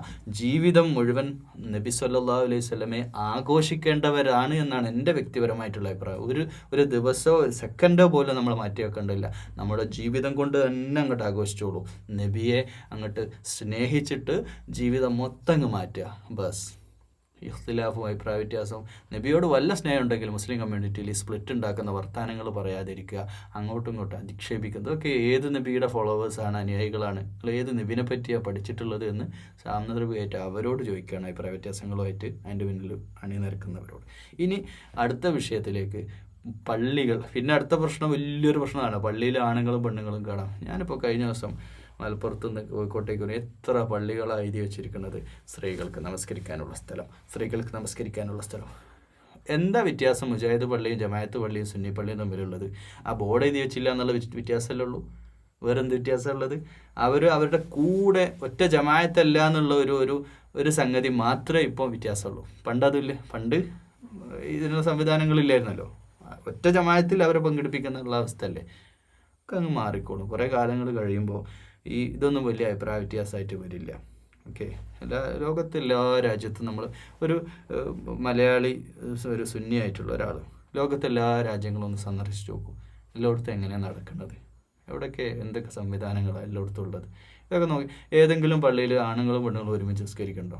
സമുദായ സംഘടനകളിൽപ്പെട്ട മുജാഹിദ് ജമാഅത്ത് വിഭാഗത്തിൽ എവിടെയെങ്കിലും ഉണ്ടോ? ഇല്ല. അതൊക്കെ സെപ്പറേറ്റ് ആയിട്ടുള്ള അതിൻ്റെ സംവിധാനങ്ങൾ വേറെയാണ്.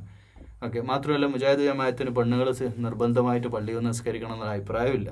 അങ്ങനെ അഭിപ്രായം ഇല്ല അവർക്ക്. ഓക്കെ. വേണേ നിസ്കരിക്കുക, വരുമ്പോൾ നിസ്കരിക്കാൻ അവിടെ സൗകര്യമുണ്ട്, അത്രയേ ഉള്ളൂ. അല്ലാതെ അവരെ നിർബന്ധിച്ചിട്ട് പള്ളിയിൽ കയറ്റണമെന്ന് യാതൊരു താല്പര്യവും അവർക്ക് തന്നെ ഇല്ല. അപ്പോൾ ഇതൊക്കെ നമ്മൾ മനസ്സിലാക്കിയ പിന്നെ വരുന്ന ഖുത്ബയാണ്. മലയാളം വേണം, ഇംഗ്ലീഷ് വേണം, ഹിന്ദി വേണം. ഇപ്പോൾ തമിഴ്നാട്ടിൽ പോയാൽ തമിഴുണ്ട്, ഉറുദു ഉണ്ട്, അങ്ങോട്ട് പോയാൽ ബംഗാളി ഉണ്ട്. ലോകത്തെല്ലാം ഇപ്പം യു എ ആരുടെ രാജ്യമാണ് ഏതിൻ്റെ എന്നൊക്കെ നിങ്ങൾക്ക് അറിയുന്ന കാര്യമല്ലേ. എല്ലാ രാജ്യത്തെ വിഭാഗത്തിൽ ഉറുദു വേണ്ടവർക്ക് ഉറുദു, തമിഴ്, മലയാളം മുത്ത് വേണം, മലയാളം ഉണ്ട്, ഇംഗ്ലീഷ്. ഞാൻ അവിടെ ഇംഗ്ലീഷ് കിട്ടും. എനിക്ക് അറബിയാണ് ഇഷ്ടം. ഞാൻ ഏറ്റവും കൂടുതൽ യു എയിൽ 3 വർഷം യു എയിൽ ജീവിച്ചിട്ട് ഞാൻ ഏറ്റവും കൂടുതൽ അറബിയാണ് ഞാൻ കേട്ടത്. മാഷാ അല്ലാഹ്. അതിൽ കുറേ ഗുണങ്ങളുണ്ട്. ഒന്ന്, യു എയിലുള്ള കുത്തുബുകളൊക്കെ നിങ്ങളടുത്ത് പരിശോധിച്ച് നോക്കുക. വളരെ 10 മിനിറ്റിൽ നീളാത്ത കുത്തുബുകൾ, വളരെ കണ്ടൻ്റായ കാര്യങ്ങൾ, ഏറ്റവും മുസ്ലിം ജീവിതവുമായിട്ട് അടിസ്ഥാനപരമായ വിഷയങ്ങൾ, ആയത്തുകൾ പറഞ്ഞ് വിശുദ്ധ സ്വഹീഹായ കൃത്യമായ ഹദീസിൻ്റെ അടിസ്ഥാനത്തിൽ അതിനെ പറഞ്ഞ് മനോഹരമായ അറബ് കുത്തുബുകൾ. അതിൻ്റെ നേരെ ഇംഗ്ലീഷ് ട്രാൻസ്ലേഷനാണ്. ഇംഗ്ലീഷ് പള്ളിയിൽ പോയാൽ അവർക്ക് തോന്നിയ പോലെ പറയാനൊന്നും പറ്റില്ല കേട്ടോ.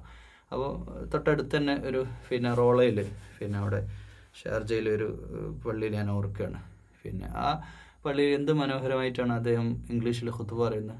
പക്ഷേ ഇംഗ്ലീഷ് ഖുത്ബ പറയുമ്പോഴും ഇത് കേൾക്കുന്ന സമസ്തയിലുള്ളവരെന്നോട്, സമസ്തയിലുള്ള സുന്നി വിഭാഗത്തിൽപ്പെട്ട സഹോദരന്മാരോടും സഹോദരിമാരും മനസ്സിലാക്കേണ്ട ഒരു കാര്യം, ഈ മുജാഹിദ് ജമാഅത്ത് ആവട്ടെ അല്ലെങ്കിൽ ലോകത്തുള്ള ലോകത്തെ ഏത് രാജ്യത്തെ പള്ളികളിലാവട്ടെ ഖുത്ബ അറബി തന്നെയാണ്.